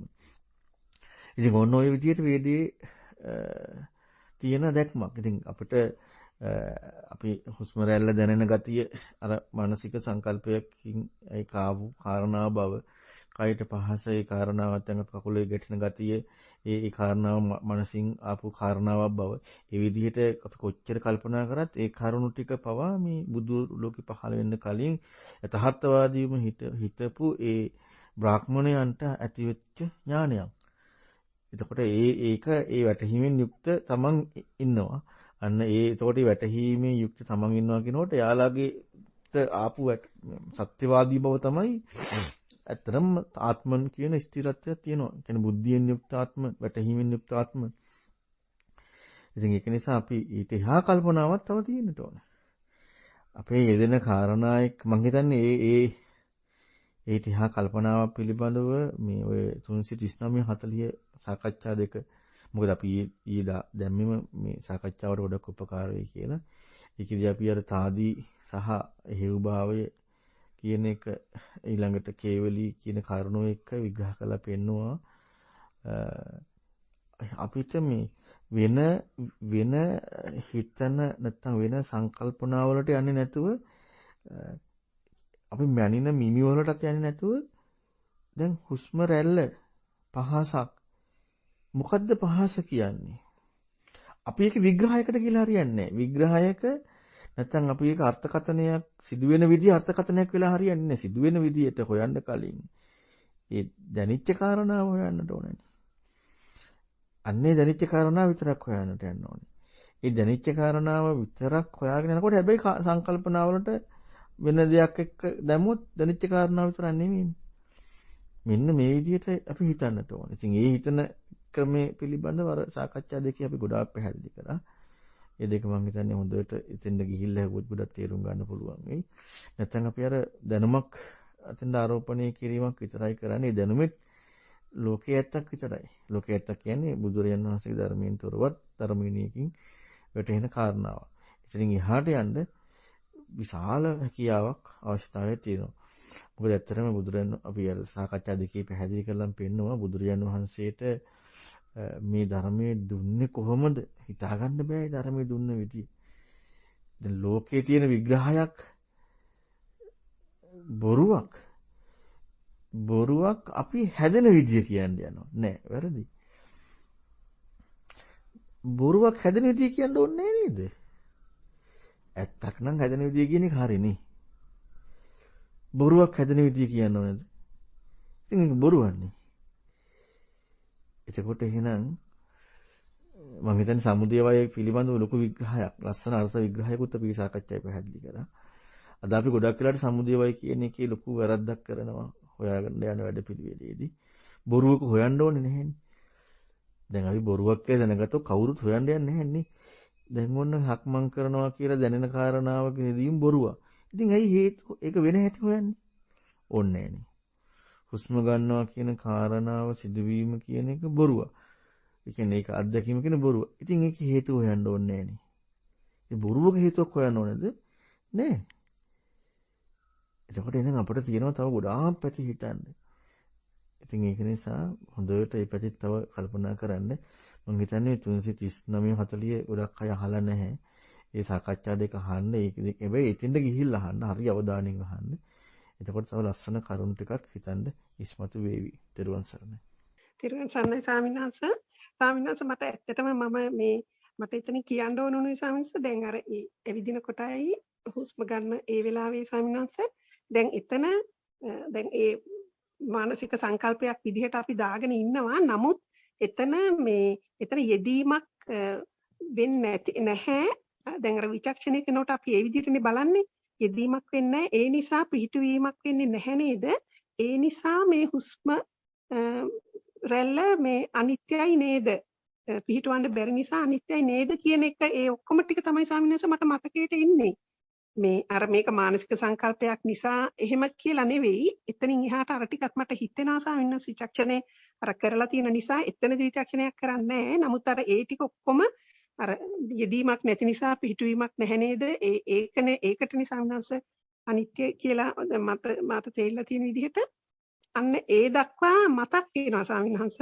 නමුත් ඒ මතක් වෙන එක හැඟීමක්ද කොහොමද එතනින් එහාට යන්නේ කියන එක තමයි මට තව ටිකක් උපදෙස් ඕන කරන්නේ සාමිනාංශ. එතනදී දැන් එතනින් අර ලෝකයේ විදිහට අනිත්‍යක් මේක කියලා එහෙම හිතෙන්නේ නැහැ. අන්න අර ටික මතක් වෙනවා. එතනදී විචක්ෂණයක් වෙන්නේ නැහැ. ඒ මතක් වීම ඊට පස්සේ මතක් වෙලා එතන නවතිනවා සාමින්හංශ. එහෙම ඒ ටික තමයි වෙන්නේ. එතන ඒක හැංගීමක් නෙවෙයි නේද සාමින්හංශ කියලා තමයි මට දැනගන්න ඕන සාමින්හංශ. තෙරුවන් සරණයි. ඒකටත් පොඩි උපදේශයක් දෙනවා නම් සාමින්හංශ තෙරුවන් සරණයි. ඔව් එහෙම මතක් වීම වෙලා හරියන්නේ නැහැ. ඉතින් මම එතනදී පැහැදිලි කරලම් පෙන්නවනේ. ඒ කාරණාව කතා කරනකොට මෙතන අපි සිහියක් පිහිටවන්නේ අර පුංචි මානසිකාරයක් මේකට යොමු කරන්නේ. ඒ කියන්නේ ඇත්තටම මතක් වෙන්න අවශ්‍යතාවයක් හෙදෙන්නේ නැහැ. අපේ අපට තියෙන දැක්ම පිළිබඳව විචක්ෂණය හොඳට කරලා තියෙනවා නෝ. ඒ කියන්නේ මතක් වීමක් අපි දාගන්නවා කියනකොටම අපිට ඒ කියන්නේ අපි තව සංකල්පයක් විතරයිනේ. ඒ නිසා මතක් වීමක් නොවෙන්නම ඕනේ. ඉතින් ඒ නිසා මේ විදිහටම හුරු කරන්න ඕනේ. අරක මතක් වීමක් ආපු දණදී වෙනම හිතන පැත්තට යොමු කරන්න ඕනේ. අර ප්‍රතිපදාව නෙමෙයි. ඉතින් ඒ නිසා මෙතන ප්‍රධාන කියන්නේ සිහියක් එකගතයක් ඉස්මතු වෙන්නට ඕනේ. අර වැටහිච්ච ගතිය. මම අර උපමා උත්තේ සාකච්ඡාවලදී පැහැදිලි කරේ අර ටෝච් එකක් එළිය කරනකොට එළිය නිකුත් වෙන්නේ බල්බ් බැටරියේ තියෙන කරන්ට් එකෙන්. හැබැයි බැටරිය එළියක් නැහැ. එළිය නිකුත් වෙන්නේ බල්බ් එකකින්. එතකොට එහෙනම් අපිට අහපවර සංකල්පයක් හැටියට ඒ කාරණාව එනවා කියන්නේ හරියට මේ බැටරියෙන් එළිය නිකුත් වෙනවා වගේ. එහෙම නැත්නම් බල්බ් එකට තනියෙන් පත් වෙන්න පුළුවන් වගේ වැඩක් නේ. අරකම ඕනේනේ අපට. ඉතින් එහෙම වෙන්නේ නැතුව තමයි හුරු කරන්නට ඕන නැත්තේ. ඒකට අපි තව විචක්ෂණය හොඳට දියුණු කරන්නට ඕනේ. තෙරුවන් සරණයි. හොඳයි ස්වාමීන් ඒක තමයි විචක්ෂණය. දැන් ගොඩක් සයන්ස් එක පැහැදිලි වුණා මට එතන වැරද්ද කොතනද කියලා. මේ විචක්ෂණය කිරීමේ අඩුකම තමයි ස්වාමීන් වහන්සේ. ඒකෙන් අර වැටහීමක්ම එන්න ඕන මතක් වෙලා හරියන්නේ නැහැ නේද ස්වාමීන් වහන්සේ. මට ඒක පැහැදිලි වුණා. බොහොම පිං තෙරුවන් සරණයි ස්වාමීන් වහන්සේ. පාද නමස්කාර වේවා. සරයි. අවසරයි ස්වාමීන් වහන්සේ. ඒකට සම්බන්ධ කාරණාවක් ස්වාමීන් වහන්සේ ප්‍රායෝගික පැත්තෙන් දැන් මම අවුරුදු ගාණක් තිස්සේ මේ හුස්මට හිත තියාගෙන ඉන්න පුරුදු වෙලා තියෙනවා. ඒක මේ ආනාපාන සතියවත් ඔය මේ නාසිකාග්‍රේ දැනෙන එකවත් නෙවෙයි මට දැනෙන්නේ වෙනමම එකක් අර ශරීරයේ උඩ කොටසේ නිකන් සෙලවීමක් වගේ. දැන් මම ඒකට එහෙම පුරුදු වෙලා හිටිය නිසා ස්වාමීන් වහන්සේ මට මුලින්ම දැන් වාඩි වුණු ගමන් නිකන් හුස්ම තියෙන හැඟීම තමයි එන්නේ. මේක ආශ්වාසය ප්‍රශ්වාසය කියන එක. ටිකක් වෙලා යනකොට ඒ ගතිය නිකන් බොඳ වෙලා වගේ ගිහිල්ලා ඊට පස්සේ දැනෙනවා නිකන් සෙලවීමක් වගේ යන්නේ එහෙම එකක් ස්වාමීන් වහන්සේ. ඊළඟට ඒකට මම හිත තියාගෙන ඉන්නකොට ඊට පස්සේ ඒ ගතියක් දැනෙන්නේ නැහැ. ඊට පස්සේ දැනීමක් වගේ එකක් තමයි එන්නේ. එතනින් ඉතින් මට ඊළඟට මේ ඔය ප්‍රායෝගික පැත්තෙන් දැනෙන දේ දැන් එතකොට ස්වාමීන් වහන්සේ එතනින් උත් ඔය මහත්මිය අහුවා වගේ දැන් මේ දැනීම පිහිටවන්න බැහැනේ කියන එක ඉතින් මේ හිතීමෙන් තමයි ගන්න වෙන්නේ. ඉතින් අර ඒ වගේ තැනක ඉන්නේ දැන් ස්වාමීන් වහන්සේ කියන විදිහට තව විචක්ෂණය කරොත් ඒකත් නිකන් નિરાයාසයෙන් වගේ ඒක නිකන් මේ කෝණයක් වගේ වෙනවද කියන එක තමයි මට දැනගන්න ඕන ස්වාමීන් වහන්සේ. තෙරුවන් සරණයි. අපි වෙනම එක්ක විචක්ෂණය කරන්නට ඕනේ. දැන් ওই වගේ දෙයක් ආවට පස්සේ නම් ඉතින් දැන් මට එතනදී හිතන්න තව පුළුවන් නම් ඒ වගේ එකගතයක් ආවහම ඒ දැනීමක් කියන එකක් ආවහම එහෙම හිතන්න පුළුවන්කමක් එදෙනවා නම් ඒක එතරම් හිතන්න ප්‍රශ්නයක් නැහැ. මොකද දැන් අර වෙනම විදියකට එකග භාවයක් එක්ක යන නිසානේ. ඉතින් ඒ නිසා එතනින් හිතන්න පුළුවන් නම් එතන හිතුව ප්‍රශ්නයක් නැහැ විචක්ෂණය කරාට. නැත්තම් වෙනම හරි විචක්ෂණය කරන්න ඕනේ. කියන්නේ අපේ විචක්ෂණය තුළින් අපි සම්පූර්ණයෙන් අනිත් පැත්ත පෙරලෙන්නට ඕනේ. දර්ශනීය සවිසුද්ධ වෙනවා, දර්ශනීය වෙනස් වෙනවා කියන්නේ ඒක. ඒ කියන්නේ අපි දැනුමකින් අපේ සංකල්පනාවකින් විතරක් ඉඳලා හරියන්නේ නැහැ. අපි හිතන ක්‍රමයේ වැඩි වුණා කියන්නේ අපි සම්පූර්ණ අනිත් වෙන පැත්තකට පෙරළුණා කියන එක. අපේ කෝණය දැන් අපි ගත්තොත් එහෙනම් පුංචි කාලේ සෙල්ලම්පත් වල සතුටු වෙනවා. ඊළඟට පුංචිම කාලේ අසෝචි තල්ලා සතුටු වෙනවා. දැන් ඒ කෝණේ වෙනස් වුණාට පස්සේ සෙල්ලම්පත් කියලා සතුටු වෙනවා. තාම ඉතින් සම්පූර්ණයෙන් අසෝචි තල්ලා සතුටු වෙන කාරණාව අඩු වෙලා නැහැ. හැබැයි අර තරම් සතුටක් නැහැ දැන්. ඒකකොට සෙල්ලම්පත් වෙලා වැලි කම්පියුටර් සතුටු වෙනවා. ඊළඟට තව ලොකු වෙනකොට එව්වත් නැතුව සාමාන්‍ය ලොකු ක්‍රීඩා කරලා මොනවා හරි කරලා සතුටු වෙනවා. දැන් අරවා නිකන් ඒව පැත්තට යන්නේවත් නැහැ. ඒ කෝණේ සම්පූර්ණ වෙනස්. ඊළඟට ඒකත් ඉක්ම වෙනවා හොඳට ඉගෙනගෙන හොඳට ජොබ් එකක් කරලා සතුටු වෙනවා. ඊළඟට ඒකත් ඉක්මවනවා අවසානයේදී හොඳ ගෙයක් දොරක් අතර වාහනයක් කරන් සතුටු වෙනවා. දැන් කෝණේ වෙනස්. ඊළඟට ආයි වයසට ගියාට පස්සේ මුණුබුරුවන් දැකලා එයාලාගේ හතුට ඒව දැකලා අන්න හතුට. මේ කෝණේ වෙනස් වෙනවා. ඒතරම් මුල් කෝණේ නෙමෙයි. ඒ කියන්නේ කෝණේ වෙනස් වෙනවා කියන්නේ පෙරලෙනවා. දැන් ඔය මම ලෝකයේ මට්ටමින් ඔය කතාව ඔය කිව්වේ. ධර්මයේ කෝණේ තව ඊට වඩා වෙනස්. එහෙනම් ඒ දකින්න කෝණේ ගත්තට පස්සේ ඒ විචක්ෂණයත් එක්ක මේ අපට හුදු දැනුම විතරක් විග්‍රහයක් විතරක් නැතුව මේ අපේ කෝණේ විනාශ විද්‍යයකට හැදෙන්නට ඕන ටික ටික. හොඳට විචක්ෂණීය වෙන්නට ඕන. ඉතින් ඒක අපේ දියුණු වෙන්නට ඕනේ. මම එකයි කිව්වේ ඒක අපිට ගොඩාක් වර්ධනයලා තියෙන්නට ඕනේ කියලා. අන්න ඒ විදිහට යමුචි තැනදී තමයි අර ප්‍රතිපදාව නිවැරදිව සිද්ධ වෙන්නේ. ඉතින් ඒකට අපි අර හැම කම්ම කර කර යන්නට ඕනේ. දැන් මම ඔය කාරණාව පැහැදිලි කරද්දි විශ්මතු කරලා පෙන්නවා මේක මම මෙහිම කතා කරන්නේ ඊළඟට විශ්වාසය ගොඩාක් තියෙන කෙනෙකුට. එතකොට දැන් හිම කෙනෙකුට දැන් කියන්න පුළුවන් හරි දැන් ওই කාරණාතු තව වැඩිපුර විචක්ෂණීය කරන්න. දැන් පොදු දැන් එයාට අදාළව කියන්න පුළුවන්. අන්න ඒ විදිහට කතා කරන්න පුළුවන්කමක් ලැබෙන පිරිසක් කියන දැනගත් කියන්නේ හිම කාරණාවක් එක තමයි කියන්නේ. කිව්වේ. ඉතින් ඒක නිසා අපි එතකොට තවදුරටත් විචක්ෂණීය කරන්න ඕනේ පැතිවල විචක්ෂණීය කරන්නට ඕනේ.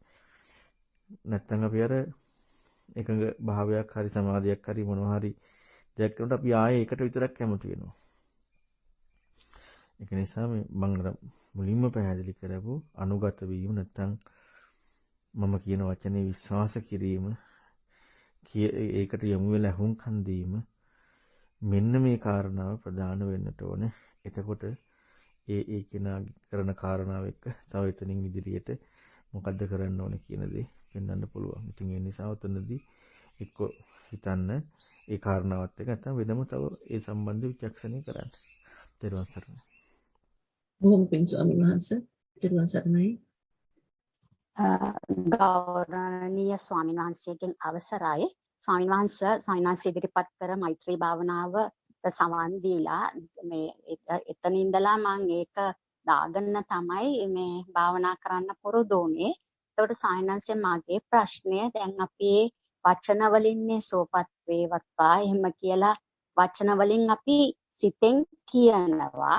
දැන් ස්වාමීන් වහන්සේ මේක ඉදිරිපත් කරන තෙක් මම මෛත්‍රී භාවනාව කරේ අපේ ගෞරවනීය ස්වාමීන් වහන්සේ නමක් වන කටුකුරුන්දේ ඥානানন্দ ස්වාමීන් වහන්සේ ඉදිරිපත් කරලා තියුණු මෛත්‍රී භාවනාව අවසරයි ස්වාමීන් වහන්සේ මට සමා වෙන්න මම මේක ඉදිරිපත් කරනවට මම මෙතෙක් කරේ ඒ ස්වාමීන් වහන්සේ කියලා දුන්නේ තැතිගත් තැති නොගත් ලෝක කුඩා දුර නුදුරු දුටු නුදුටු පෙනුන නොපෙනුන උපන් කියලා. ඉතින් ඒ විදිහට ස්වාමීන් වහන්සේ මට තියෙන ප්‍රශ්නේ අපි දැන් මෙහෙම සිතින් වචන වලින්නේ අපි ප්‍රකාශ කරන්නේ සිතින් මේ විදිහට සිතනවා. දැන් ඒ විදිහටම තමයි දිගටම කරන්නේ.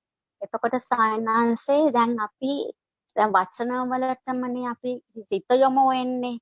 මට මේක ගොඩක් කල් ඉඳලා තිබිච්ච ප්‍රශ්නයක් සායනාංශ අහන්න කෙනෙක් නැති නිසා තමයි ඒ විදිහටම කරගෙන ආවේ.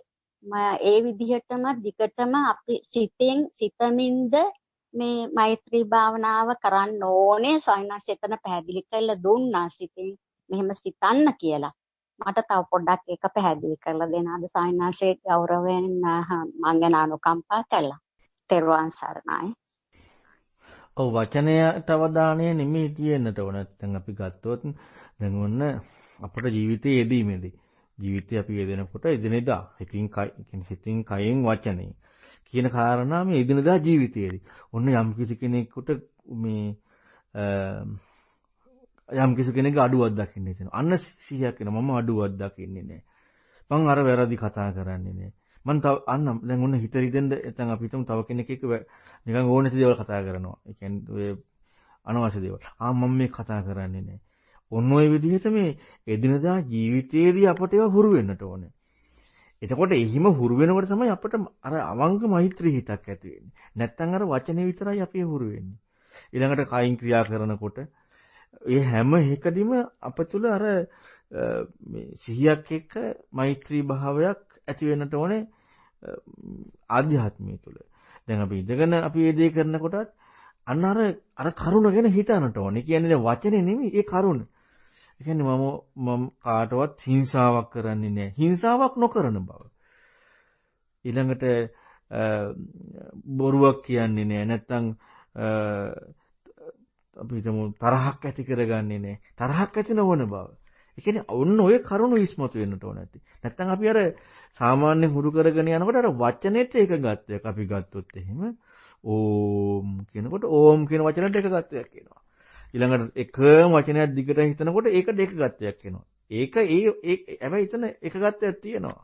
ඒක ඒ වචනේ ස්වරයේ එක ගත්තයක් විතරයි. හැබැයි අර්ථාන්විතවම එන්නට ඕනේ. ඒක තමයි මෛත්‍රිය කියන්නේ. හරියට මෛත්‍රියක් වැඩෙන කෙනෙකුට අර කරදකාය සූත්‍රයේම තියෙන තරහක් යන්න පුළුවන්ද කියලා අහනවනේ. පුංචි කාලේ ඉඳන්ම මෛත්‍රී චිත්ත විමුක්තියක් කරලා තියෙනවනේ. ඉඩම්ම නැහැ. හරියට මෛත්‍රිය වෙන්නකොට පුදුම සුන්දර ජීවිතයක් තියෙන්නේ. ඉතින් ඒ නිසා අපි එදිනදා ජීවිතයේදී පවා ඒක කරන්නට ඕනේ. නැත්තම් අපි අර වචනෙට විතරයි එකඟ වෙන්නේ. ඉතින් වචනට එකඟ වීම මෛත්‍රිය නෙමෙයි. අපි ක්‍රියා කරන, කතා කරන, හිතන කරුණ තුළදී මෛත්‍රී බවක් ඉස්මතු වෙන්නට ඕනේ. ත්වන් සරණයි. තෙරුවන් සරණයි ස්වාමීන් වහන්සේ. ඇත්තටම තව කරුණක් ස්වාමීන් වහන්සේ එක ප්‍රශ්නයක් නෙමෙයි. මගේ ප්‍රශ්නය මගේ යම්කිසි පෞද්ගලික කාරණාවක් සහ මේ සෑහෙන කල ධර්ම සාකච්ඡා වලට සවන් දෙන්නට මට අවස්ථාවක් ලැබුණේ නැහැ. ඒකට මටම දොස් පවර ගත්තා. දැන් පටන් ගත්තා කෙසේ හෝ මගේ ඒ අතපසුවීම මගේම වැරැද්දක් මගේම දුර්වලකමක් කියලා දැන් පටන් ගත්තා. ඊයේ 338 ධර්ම සාකච්ඡාව පටන් ගත්ත ස්වාමීන් වහන්සේ. මට දැන් අහන්න ඕන මම මේ දැන් අලුත් ධර්ම දේශනා වලින් පටන්ගෙන පස්සට යන්නද කියන එක නැත්නම් මං අර නවත්තපු තැන ඉඳලා ඉස්සරහට එන්නද එහෙම කියන එක ස්වාමීන් වහන්සේගෙන් පොඩ්ඩක් පොඩි දුර්වල ප්‍රශ්නයක් පොඩ්ඩක් දැනගන්න. කොහොමද මේ කාලේ කරපු ඒත් මං හිතන්නේ 300න් විතර පස්සේ තියෙන ඒ ඔක්කොම වගේ අහුම්කම් දෙන්න ඕනේ පිළිවෙලට. ඒවත් එක්ක යන්නට ඕනේ. ත්වන් සරණයි. ත්වන් සරණයි සානසත්. පැහැදිලි අපිට. ත්වන් සරණයි සියලු දෙනාටම උතුම් කල්යාණ මිත්‍රයන් වහන්සේට මම හදවතින් මේ අවස්ථාවේ පාදාභිවන්දනයෙන් නමස්කාර කරනවා ස්වාමීන් වහන්සේ. ස්වාමීන් වහන්සේ මට මේක කොහොම පටන් ගන්නද දන්නේ නැහැ ස්වාමීන් වහන්සේ. ස්වාමීන් වහන්සේ මෙපමණ කාල මට හිතෙන සායනස මේක මේ පුදුමාකාර විදිහට මේ අපි ගමනක් එක්කරන් ආව කියලා හිතෙන ස්වාමීන් වහන්සේ. පහුගිය දවස් ටිකේ දින කිහිපය තුළ අපිට දුන්න සායනස මේ භාවනා ක්‍රම මේ හැඟීමින්ම ඒක ආධ්‍යාත්මික වශයෙන් හැඟීමින්ම කොහොමද කරන්නේ කියලා ස්වාමීන් වහන්සේ තා පැහැදිලි කිරීමක් කරා ස්වාමීන් වහන්සේ. ඒක ඇත්තටම ස්වාමීන් වහන්සේ ඒක ප්‍රායෝගිකව යෙදෙන්න ඕනේ. ඒකේ තියෙන මේ වටිනාකම පැහැදිලි කරගන්න ස්වාමීන් වහන්සේ. එතකොට ස්වාමීන් වහන්සේ ඒ සාකච්ඡාවල මේ දවස් ටිකේම තියෙන සාකච්ඡාවලට ඒක ලොකු අත්වලක් කියලා හිතෙනවා ස්වාමීන් වහන්සේ. එතකොට ස්වාමීන් වහන්සේ දැන් අර හැඟීමෙන්ම යන මේ සති සම්පජාන්න භාවනාවත් ස්වාමීන් වහන්සේ ඒක අර අනිත්‍ය දුක්ඛ අනාත්ම කියන එක ඒ ස්වභාවයන් පිළිබඳ විචක්ෂණයක් නොකර විචක්ෂණ මෙතෙක් කල ස්වාමීන් වහන්සේ ඇත්තටම ස්වාමීන් වහන්සේ හරි ලස්සන සුන්දර මේ උදාහරණයක් කියනවා ස්වාමීන් වහන්සේ හැම හිවිතම කියනවා ස්වාමීන් වහන්සේ. ඒකට ස්වාමීන් වහන්සේ අර කියන්නේ මේ මෙච්චර කාල මේ විචක්ෂණය කරන්න හිතන්න හිතේ මේ ශක්තිය දියුණු කරගන්න දීලා ඉවරලා මෙන්න අපිට දැනුම වශයෙන් මේ දීලා ඉවරලා පිහිනන්න මේ කියලා දීලා ඉවරලා වලකට තල්ලු කරලා දානවා දැන් දැන් පිහිනන්න කියලා. එතකොට ස්වාමීන් වහන්සේ අපි අර ස්වාමීන් වහන්සේ දැනුම වශයෙන් පියවරෙන් පියවර කියලා දීපේවා අපි එතන කරන්න බෑ. ඒනට අපි ඒක નિરાයාසයෙන්ම පිහිනනවා කියන එක ස්වාමීන් වහන්සේ අර ඒක එන අර හරිම ලස්සන ස්වාමීන් වහන්සේ මේ උදාහරණයක් මෙතන හරිම අදාළයි ස්වාමීන් වහන්සේ. ඒ වගේම සන මේ හැඟීම සනස මට මේ සති සම්පජන්න භාවනාවද ඒකට හැඟීම එනකොට සනස අර මේ විචක්ෂණයක් වෙන්නේ නැහැ සනස ඒක විචක්ෂණ කරලම හිතලම යර හැඟීමෙන් එනව ගතියක් තියෙනවා සනස. එතකොට සන වෙලාවකට සනස මට මේ උනාද දැන් මේක මම මේ අර සිහිය සමතේ කර මේ පිහිටවා ගන්න අර එක්කෝ සක්මන යොදා ගන්නවා නැත්නම් අර මේ හුස්ම රැල්ලට හිත පිහිටවා ගන්නවා. සනස එතනදී සන සමහර වෙලාවට ඔන අනිත්‍ය කියන හැඟීම ඒ භාවනා තුලම ඒ කරන පැයක් හරි තුලම පිහිටනවා. සමහරලට අර අනාත්මය කියන ස්වභාවයද වෙනස් දුක කියන එක වැඩි එන්නේ වගේ සමනස ඒක අද ඒක කරනවා නම් ඊළඟ මොහොතේ කරනකොට සනස ඒක මාරු වෙනවා. අන්න ඒ වගේ අර ඒ වගේ වෙනවා සනස. දැන් එකම කරුණකර මේ ස්වභාවිකර හැඟීමෙන් එන මේක වෙනස් වෙනවා සන එතන මට එතන සිත විසිරීමක් වෙනවද ස්වාමීන් වහන්සේ මට ඒක දැනගන්න අවශ්‍යයි ස්වාමීන් වහන්සේ. ඒ කියලා දැනගන්න අවශ්‍ය දැනට ස්වාමීන් වහන්සේ. තෙරුවන් සරණයි. නෑ ඒව හිතන්න ඕනේ නැහැ. ඒක විසිරෙනවද නැද්ද ඒව හිතන්න අවශ්‍යතාවයක් නැහැ. ඒ මොකද දැන් අපි හිත සමාධිමත් කරගෙන ඉන්න යනව නෙමෙයිනේ. ඉතින් ඒ නිසා දැන් අනිත්‍යද දුක්ඛද අනාත්මද කියන මානසිකාරය වෙනස් වුණා කියලා ප්‍රශ්නයක් නැහැ. ඒ නිසා මේ එතනදී ඒ කාරණා ගැන හිතන්න එපා. තෙරුවන් සරණයි. තෙරුවන් සරණයි. එතකොට සානස මං කිව්වේ සානස මට අර දුක්ඛ කියන හැඟීම ගැන එච්චර එන්නේ නැහැ කියලා සානස ඊට පස්සේ දැන් අර ඒ වෙලාවට සානස එතන භාවිතා වෙන වෙලාවට අර විචක්ෂණයක්වත් අර මේ කරුණ වශයෙන් හිතන්න යන්නේ සානස. පස්සේ නැවත මට මොකක් හරි ගැටලුවක් ගන්න මෙතන මට මොකක් හරි මෙතන අඩුපාඩුවක් තියෙනවා කියලා මේ හිතුනහම සනස ආපහු අර විචක්ෂණයට ආපහු පෙළඹෙනවා ඒ අවස්ථාවේ නෙවෙයි පස්සේ සනස එතකොට අර අනිත්‍ය නම් දුක වන්නේ ඇයිද කියලා මොකද ඒ සාකච්ඡාවේ සනස මේ කියනවා අර සැපනම් läග ගැනීමක් සැපයි අර läග නොගැනීම තමයි දුක කියන එක අනුසවනස මට එතන මේ වුණා සනස අර අනිත්‍ය නම් දුකයි කියන තැන එතන අර läග නොගැනීම කියන තැන දුකයි කියන කාරණාවක් ස්මතුණා සවනස ඒ පොඩ්ඩක් ඒක පැහැදිලි කරලා දෙන්න සවනස. ඒ වගේම මේ හැඟීමෙන් යන මේ භාවනා ක්‍රම පවා සිහිය සමතේ වඩමින් මේ හැඟීමෙන් යන කාරණාව සවනස අර කේවලී කියන මේකේ සාකච්ඡා පරිදි මේ එතෙන් සවනස මේ දුක කියන සාපේක්ෂවෙන් තොරව මේ සැපක් හොයාගෙන යන ගමනට පුදුමාකාර අත්වැලක් නේද ස්වාමීන් වහන්සේ කියන එක මම මේ අවස්ථාවේ ප්‍රකාශ කරනවා ස්වාමීන් වහන්සේ. තෙරුවන් සරණයි. තෙරුවන් සරණයි. මේ එතන ඉතින් මේක මම පැහැදිලි කරලා දුන්නා. එතන ඒ කියන්නේ දුක සහ සැප කියන එකේ කෘත්‍යයන් හැටියටනේ සාකච්ඡාවේදී පැහැදිලි කරේ. කියන්නේ දුක් විඳීම සැප විඳීම කියන එක නෙමෙයි දුකෙහි කෘත්‍යය. සැපෙහි කෘත්‍ය කියන කාරණාවේදී සැපෙහි කෘත්‍ය විඳීම නෙමෙයි. සැප නිර්වචනීය läග ගැනීමක් පිහිටීමක් දුකේ කෘත්‍ය දැන් අපි දුක් විඳින්න ඉන්නවා පිහිටලා තමයි ඉන්නේ දුක් විඳින්නේ නැත්te නෑනේ ඒ විඳින බවක් තියෙනවනේ මම එතන පැහැදිලි කරලා බලනවා දුක කියන කාරණාවේ කෘත්‍ය දුක් විඳීම කියන එක නෙවෙයි දුක කියන කාරණාවේ කෘත්‍ය පිහිටීමක් läග ගැනීමක් නොවීම එතකොට එහෙනම් අර සැබෑ විදිහටම අනිත්‍ය මම හිතන්නේ අපි දැන් තමා කවුද මම කවුද කියන පොතක් අපි ලියාගෙන යද්දී ඒ කරුණ ටික තවත් අලුතෙන් ආයෙ විග්‍රහ කරමින් අපි සංස්කරණය කරමින් යනවා ඒකෙදි මම ගොඩාක් ලස්සනට තව විස්තර කරලා පෙන්නනවා ඒ කියන්නේ සැබෑවටම අර යම් කාරණාවක් පිළිබඳව එහි අර්ථය ඒ විදිහටම හොයන්න යමු වෙද්දී කියන්නේ එහි අර්ථය කියන්නේ ඒක මොකද්ද ඇහුණා කියන්නේ මොකද්ද දැක්කා කියන්නේ මොකද්ද කියන කාරණාව අර්ථය ඒ විදිහටම හොයන්න යමු වෙද්දී කිසිම මානසික සංකල්පයක් දාලා හොයලා හරියන්නේ නැහැ. ඒ කියන්නේ අපි හොයන්න පටන් ගන්න කරුණ දැන් අපි ගත්තොත් ඔන්න ඇහුණා. සාන්නාසේ කටහඬ ඇහුණා. දැන් හොයන්න හරියන්නේ ඇහුනේ කොහොමද කියලා. සාන්නාසේ කටහඬ කියන එක ඉස්සෙල්ලා නිරවුල් වෙලා තියෙනට ඕනේ. අපි දැන් ඒක හොයන්න යනවානේ. ඉතින් ඒක හොයන්න යන්නේ කටහඬ ඒක නිරවුල් වෙලා තියෙනට ඕනේ. මානසික සංකල්පයකින් තොරව. මානසික සංකල්පකින් තොර සත්‍යම. දැන් අද අපි ගොඩක් වෙලාවට කරන්නේ ආහාර කියලා හොයන්න යනවා. ඉතින් හොයන්න යන්නේ මොකද්ද? හොයන්න යන්නේ මොකද්ද? එතනම වැරද්දන්නේ. හොයන්න යන්න අපිට ඒක නිරවුල් වෙන්නට ඕනේ. හැබැයි නිරවුල් වෙනවා කියන කාරණාව කිසිදු වෙන දෙයකට යොමු වෙන්නේ නැති වෙන්නට ඕනේ. මම හිතන්නේ ඕක අපි අර ලස්සනට 339 40 දී විග්‍රහ කරලා පෙන්නනවා. එතකොට අන්නේ කාරණාව තමයි සැබෑම සත්‍යය. එතකොට ඒ කාරණාව ඒ විදිහට හොයන්න යමු වෙන්නේ නිරවුල් කරගෙන අන්න එතකොට සිදුවීම ඊතර වීමක්. ඒ දැක්මේ විදිහ යථාර්ථය. එහෙම නැතුව අපි මොන සංකල්පනා ප්‍රකල්පනා දේවල් ගොඩනගා ගත්තත් ඒවා සැබෑම සත්‍ය නෙමෙයි.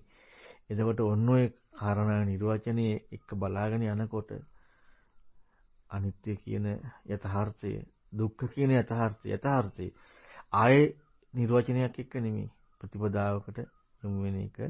හැබැයි මට මං වැදගත් වෙන විදිහේ යම් නිර්වචනයක්, යම් සංකල්පයක්, යම් අත්දැකීමක් එනවනම් මම වැරදි කියලා හරි අත්දැකීමක් එනවනම් එයත් බුදුරන් වහන්සේගේ ශාසනයෙන් පිට තියෙන ශ්‍රේෂ්ඨම දිට්ඨිය පමණයි. බුදුරන් වහන්සේගේ ශාසනයේ තියෙන කාරණාවට මේ නිවැරදි වූ හිතන විදිය ඒකට තමයි සම්පූර්ණයෙන් අනුගත වෙන්න තියෙන්නේ. නැත්තම් මොන විදිය වැටහින් ආවත් දැන් අර වේදයේ තියෙන ඇසකරනාසේ දිව කයර පිළිසරණ මනස, මනසර පිළිසරණ බුද්ධිය, බුද්ධිය පිළිසරණ ආත්මය. ඊළඟට මම නොවන බව, මගේ නොවන බව මේ හරි ලස්සන විග්‍රහ තියෙන්නේ. ඊළඟට මේ චූලසීනාද සූත්‍ර, පංචන්ති සූත්‍ර හරි ලස්සන අත්දැකීම් තියෙන්නේ. යථාර්ථවාදී අත්දැකීම් තියෙන්නේ. මොනවයින් හරි ගිහිලා තියෙන්නේ මොකද්ද? අපට නිර්වචනයක් ඇවිදිලා. නිර්වචනේ වැරදි කියලා නිර්වචනයක් ඇවිදිලා. මම කියලා ගන්න කාරණා වැරදි කියලා නිර්වචනයක් ඇවිදිලා. නෑ මම මේ කියන්නේ මෙහෙමනේ, මට මෙහෙම ලැබීමක් නෑ, මේක මෙහෙමයි කියලා නිර්වචනයක් ඇවිදිලා. මොන වගේන් හරි නිර්වචනයක කොටු වෙන්නේ Tamanට අන්න වැදගත්කමක් ඇවිදිලා. එතකොට හිම නොවන විදිහේ වැඩපිළිවෙල අසාමාන්‍යයි. ඒකයි මේ බුදුරණවහන්සේගේ බුද්ධ කෘත්‍යය අසාමාන්‍ය. මේක අපට මේ කියන මනින්න පුළුවන් එකක් නෙමෙයි. අපි මොනවා හරි වැටහීමකින් මනිනවා නම් ඒ වැටහීමේ මැනීමම සීමාවක් සහිතයි. ඊතර වීම වැඩපිළිවෙල එක්ක යථාගත සබෝධින් එක්ක තමයි සැබෑම බුදුරයන් වහන්සේව හම්බ වෙන්නේ. ඉතින් ඒ නිසා අපි ඉතින් හිතන්නට ඕනේ, කල්පනා කරන්නට ඕනේ. මොනවා හරි කාරණාවක් එක්ක අපිට මේ හිතන ක්‍රමයේ අනුගත වෙන ක්‍රමේ නැති වුණා නම් එතනදී ප්‍රතිපදාව නැති වෙනවා. අන්නේ මුත්‍තිකාමින්ගේ ප්‍රතිපදාව පමණයි ඉතුරු වෙන්නේ. ත්‍රිවන් සරණයි. එහෙමයි සානස. ඇත්තටම සානස අතන දුකේ කෘත්‍යයක් වශයෙන් තමයි සානස වටහා ගත්තේ. සානස කියනවා වගේම සානස මේක මේ හරි ලස්සන ප්‍රතිපදාවක් මේ හිතින්මකින් තොරව යන්න මේ කියන්නේ අභ්‍යාසයක් දෙන වගේ තමයි සානස මේක අපිට දීලා තියෙන සානසට මේ තිර ජීවනයේම වේවා කියලා නිවනින්ම නිවි සැනසේවා කියලා මම ප්‍රාර්ථනා කරනවා සානස තේරුණා. අවසරයි ස්වාමීන් වහන්සේ. අස අනිත්‍යද කියන මාතෘකාව යටතේ ඔබ වහන්සේ කරලා තිබුණ පළමු දේශනාවට සවන් දීලා මා පෙනීම පිළිබඳ විචක්ෂණයක් කළා. මේ දේශනාව යටතේ කතා කරන එක් කාරණයක් තමයි කෝප්පයක අනිත්‍ය. අනිත්‍ය කියන්නේ මොකක්ද කියලා මම කල්පනා කළා. යමක පවතින ස්වභාවය වෙනස් වීම අනිත්‍ය ලෙස ගැනීම සුදුසුයි කියලා මට හිතුණා. කෝප්පේ දුර්වර්ණ වෙන්න පුළුවන්. ඒකේ අඬුව ගැලවෙන්න පුළුවන්. කෝප්පේ බිම වැටිලා කුඩු වෙන්න පුළුවන්. මුලින් තිබුණේ කෝප්පය, දැන් තියෙන්නේ කුඩු. මේදී වෙනස් වෙලා තියෙන්නේ කෝප්පේ ස්වરૂපය. ඒ අනුව අනිත්‍ය කියලා කියන්නේ කෝප්පේ දැන් තියෙනවා දැන් නැහැ කියලා ගන්නවට වඩා එහි ස්වરૂපය වෙනස් වීම ලෙස ගැනීම සුදුසුයි කියලා මට තේරුණා. අපට හැමතැනම රූප තියෙනවා. ඒත් මේ සියලු රූප අපට පේන්නේ නැහැ. ඇසට ගෝචර වන එක් රූපයක් පමණයි එක්වරකට අපට පේන්නේ. 5 දෙනෙක් පේලියට වාඩි වෙලා ඉන්න පින්තූරයක් දෙස මං බැලුවා. කිහිප දෙනෙකු එහි සිටින බව පෙනුනත් ඒ කිසිවෙකු නිශ්චිතව හඳුනා ගන්න මට බැරි වුණා. වම් කෙළවරේ අසුන්ගෙන සිටින කෙනා වෙත මා මගේ දැස් යොමු කළා. මා ඒ අය හඳුනාගත්තා. මේ විදිහට මම 5 දෙනා වෙතම වෙන වෙනම දැස් යොමු කරන විට 5 දෙනාම හඳුනා ගන්න මට පුළුවන් වුණා. මේ අත්දැකීම මට එක් කාරණයක් පැහැදිලි කරලා දුන්නා. ඒ තමයි ඇසකට එක්වරකට යෙදෙන්න පුළුවන් එක් දෙයක් මත පමණක් බව. එකවරකට යෙදෙන්න පුළුවන් එක් දෙයක් මත පමණක් බව. ඇස රූප දකින සිත ඇති තැන පෙනීමක් සිදු වෙනවා. පෙනීම කියන කාරණය ඔස්සේ මා මගේ විචක්ෂණය ඉදිරියට ගෙන ගියා. ඇස ඉදිරියට එන සෑම රූපයක්ම මට පෙනෙනවද කියලා මා ඊළඟට විමසුවා. මා ඉදිරියෙන් යන කෙනෙක් වුණත් මට නොපෙනෙන අවස්ථා තියෙන බව මට මතක් වුණා. රසවත් ප්‍රවෘත්තියක් ඇසෙන වෙලාවක මෙවැන්නක් සිදු වෙන්න පුළුවන්. මෙහෙම වෙන්නේ ඇයි කියලා මං හිතුවා. මගේ සිත ශබ්ද අහන්න යොමු වෙලා තිබීම මේට හේතුව බව මට තේරුණා. ඒ අනුව රූපයක් පේන්න නම් ඇස හා රූප විතරක් තිබිලා මදි. සිතත් එතනට ආ යුතු බව මට වැටහුණා. රූප හා සිත ඇති කල පමණක් රූප පෙනෙනවා නම් ඇස දිගටම පවතින දෙයක් ලෙස ගන්නේ කොහොමද කියලා මා කල්පනා කළා. රූප හා සිත කියන හේතු දෙක මතයි ඇස සකස් වෙන්නේ. මින් එක හේතුවක් හෝ නැතිනම් ඇස සකස් වෙන්නේ නැහැ. හේතු මත සකස් වන ඇසට නිත්‍ය පවත්මක් නැති බව මට තේරුණා. ඒත් රූපය ගැන මෙහෙම පැහැදිලි කර ගැනීමක් සිදු කරගන්න මට බැරි වුණා. මා මගේ ජනේලයෙන් මිදුල දෙස බැලූ අවස්ථා මට සිහි වුණා. ඒ හැම අවස්ථාවකම මට පෙනුනේ එකම ගහකොළ, එකම ගෙවල් දොරවල්. වෙනත් කෙනෙක් ඒ ජනේලයෙන් එළිය බලලා පෙනෙනවා කියන්නේ ඒ දේවල්මයි. මෙහෙම තත්ත්වයක් ඇති වෙන්නේ යම් නිශ්චිත රූප සමූහයක් එළියේ තියෙන නිසා වෙන්න බැරිද කියලා මා කල්පනා කළා. ධර්මයට අනුව මේ වැරදි බව මට තේරුණත් ඒ අදහස අතහරින්න ප්‍රමාණවත් හේතු සොයාගන්න මට හැකි වුණේ නැහැ. ජනේලෙන් එපිට බලන මා එක දවසක් අල්ලපු ගෙදර මල් ගහක ලස්සන මලක් පිපිලා තියෙනවා දුටුවා. මේ මල පෙර තිබුණේ නැහැ කියලා මට මගේ සිත කිව්වා. නමුත් අද එතන මලක් තියෙනවා. යමක් ඇතයි කියලා මා දැනගන්නේ පෙර තත්ත්ව සිහිපත් කරලා. කෙනෙක් කුස ගිහින් එහෙම නැත්නම් කෙට්ටු වෙලා කියන නිගමන වලට අප එන්නේත් මේ විදිහට පෙර තත්ත්ව පසු තත්ත්ව සමග සසඳලා. පෙර තත්ත්ව මට මතක් කරලා දෙන්නේ මගේ සිත. ආයතන හරහා මා ලබන සියලුම අත්දැකීම් මගේ සිතේ ගබඩා වෙලා තියෙනවා. නව අත්දැකීම් ලබනකොට මගේ සිත මට ඒවා නැවත මතක් කරලා දෙනවා. ඒ අනුව සිතක් ඇත කියලා පිළිගන්න මට සිදු වෙනවා. ඒත් මෙච්චර හැකියාවක් ඇති සිත තියෙන්නේ කොතනද කියලා මට සොයාගන්න බෑ. අන්තර්ජාලයේ ක්‍රියාකාරීත්වයත් මේ වගේ කියලයි මට පේන්නේ. අප බොහෝ දේ අන්තර්ජාලයට එකතු කරනවා. මොන රටකට ගියත් අපට ඒවා භාගත කරගන්න පුළුවන්. නමුත් අප අන්තර්ජාලයට එකතු කරන දත්ත ගබඩා වෙලා තියෙන්නේ කොතනද කියලා අපට ස්ථිර වශයෙන් කියන්න බෑ. මා දැන් ඉන්නේ මෙන්න මේ වගේ ප්‍රශ්න කීපයකට මැදි වෙලා ස්වාමීන් වහන්සේ මෙතනින් ඉදිරියට යන්න මට ඉඟියක් ලබා දෙන්න කියලා මා ස්වාමීන් වහන්සේගෙන් ඉල්ලා සිටිනවා. තෙරුවන් සරණයි ස්වාමීන් වහන්සේ. තෙරුවන් සරණයි. හිතන එක හොඳයි. හැබැයි ඔය හිතන විදිහ තුලින් සම්පූර්ණයෙන් බුදුරණවහන්සේගේ ධර්මයට යොමු වෙන්න බෑ. මොකද ලෝකයේ ওই විදිහට හිතපු ක්‍රම ගොඩාක් තිබුණා. මම අර කලිනුත් පැහැදිලි කරේ එකයි. අසකරණාසේ දිවකයට පිළිසරණ මනසට පිළිසරණ බුද්ධියට පිළිසරණ ආත්මන් කියලා ගොඩාක් අසාමාන්‍ය විදිහට හිතපු තවත් ක්‍රම තිබුණා. දැන් ඇස හේතු නිසා හට ගන්නවා කියන්න ඇස කියන්නේ නිර්වචනයක් කියලා තියෙනවනේ. අපි හේතු හොයනවා. ඇස කියන්නේ මොකද්ද කියන එක අහුවම ලොප් වෙනවා. එතකොට අපි මොකකද හේතු හේව්වේ? හරියට අර සංගීත මේ ශ්‍රී ලක්කන්ද වගේ තියෙන අර උපමා ගණනාව ඉනිමකක් බඳිනවා. මොකටද? ප්‍රාසාදයක නගින්න. කොහෙද තියෙන්නේ? දන්නේ නැහැ. උස දන්නේ නැහැ. ඉනිමකක් බඳිනවා. කාන්තාවක් මං විවාහ වෙනවා. කවුද? දන්නේ නැහැ. කොහෙද? ලස්සනද කැතද? ප්‍රදේශي දන්නේ නැහැ. ඒ වගේ වැඩක් වෙනවා. ඇස හේතු නිසා හටගන්නේ. හේතු නැතිවීම නැති වෙනවා. මොකද්ද ඇහැ? ආයක දන්නේ නැහැ. මොකද්ද කන? ආයක දන්නේ නැහැ. හැබැයි හේතු නිසා හටගන්න හේතු නැතිවීම නැති වෙනවා. ඒක හිස් ප්‍රලාපයක් වෙනවා.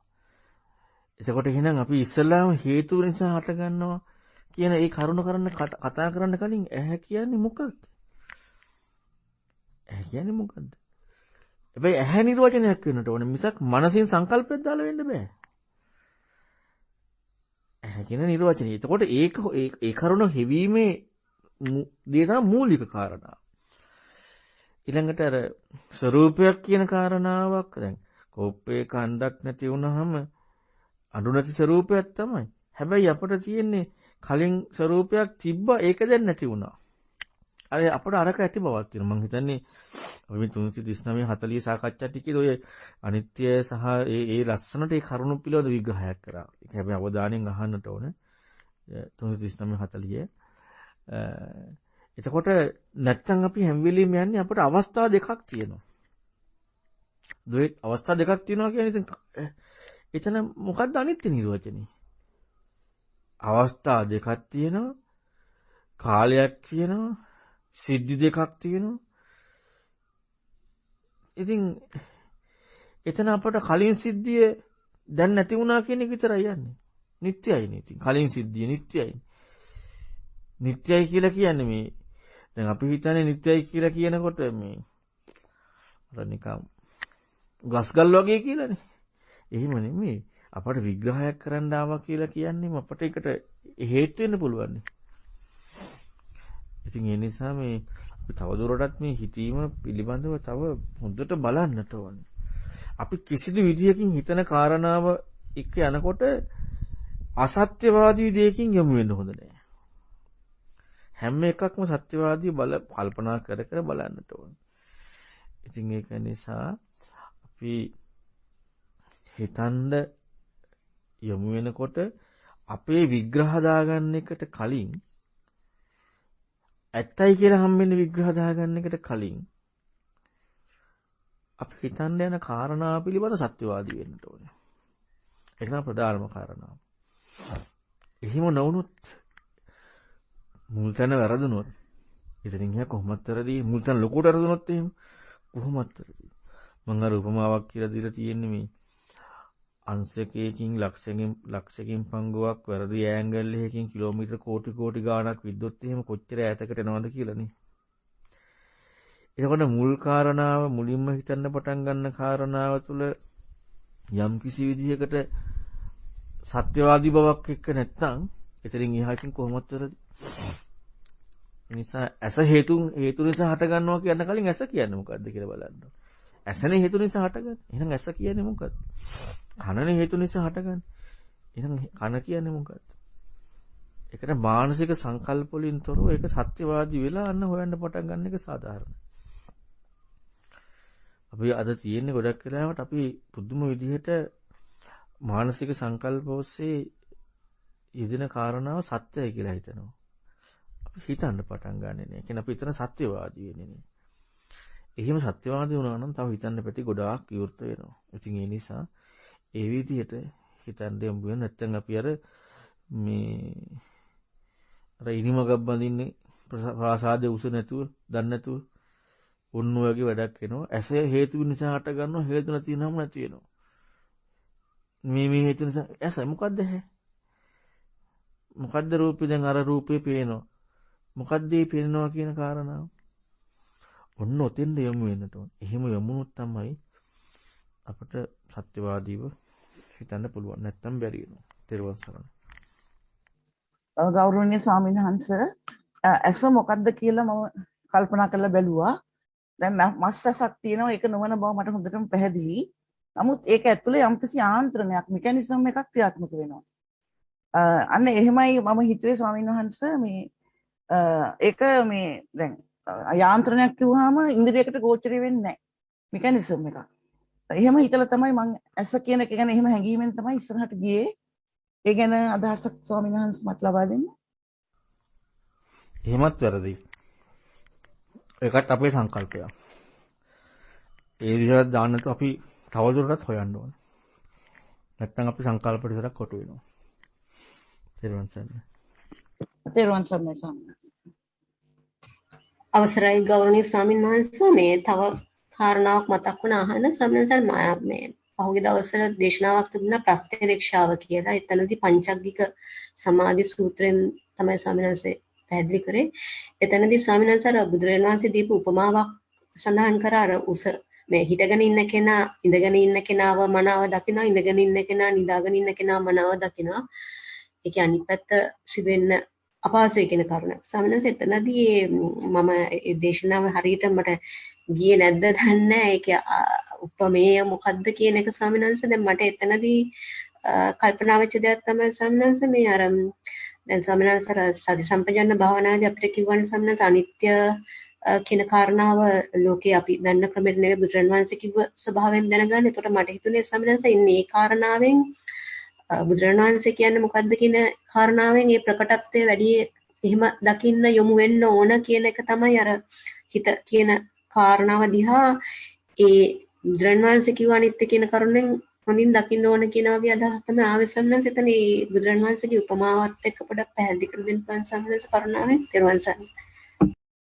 අපි තුල දැන් දකින්න දැක්මක් හැදිලා තියෙනවද? ඒ දකින්න දැක්ම තුලින් දකින්න දැක්මෙන් ඉදිච්ච කාරණාව දිහා බලනවා.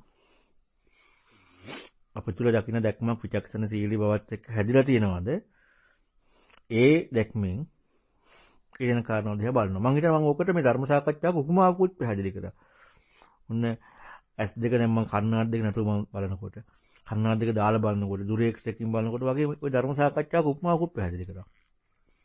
එතකොට මේ අපි දැන් ඉදෙන කාරණාව එක්ක අපේ දැන් දකින්න දැක්මක් තියෙනවනේ. ඒක තමයි දැන් සැබෑම කාරණාව. ඒකෙන් ඉදෙන දිහා බලනවා. ඔන්න එක තමයි උපමාවෙන් ගන්න තියෙන්නේ. ඒක තමයි පච්චවෙක්කනා කියන කන වැටහිමත් එක්ක යන වැඩ පිළිවෙල. මම හිතන්නේ ඒක අපි ධර්ම සාකච්ඡාව විග්‍රහ කරා. මම අර ටිකක් එක්කම විග්‍රහ කළා.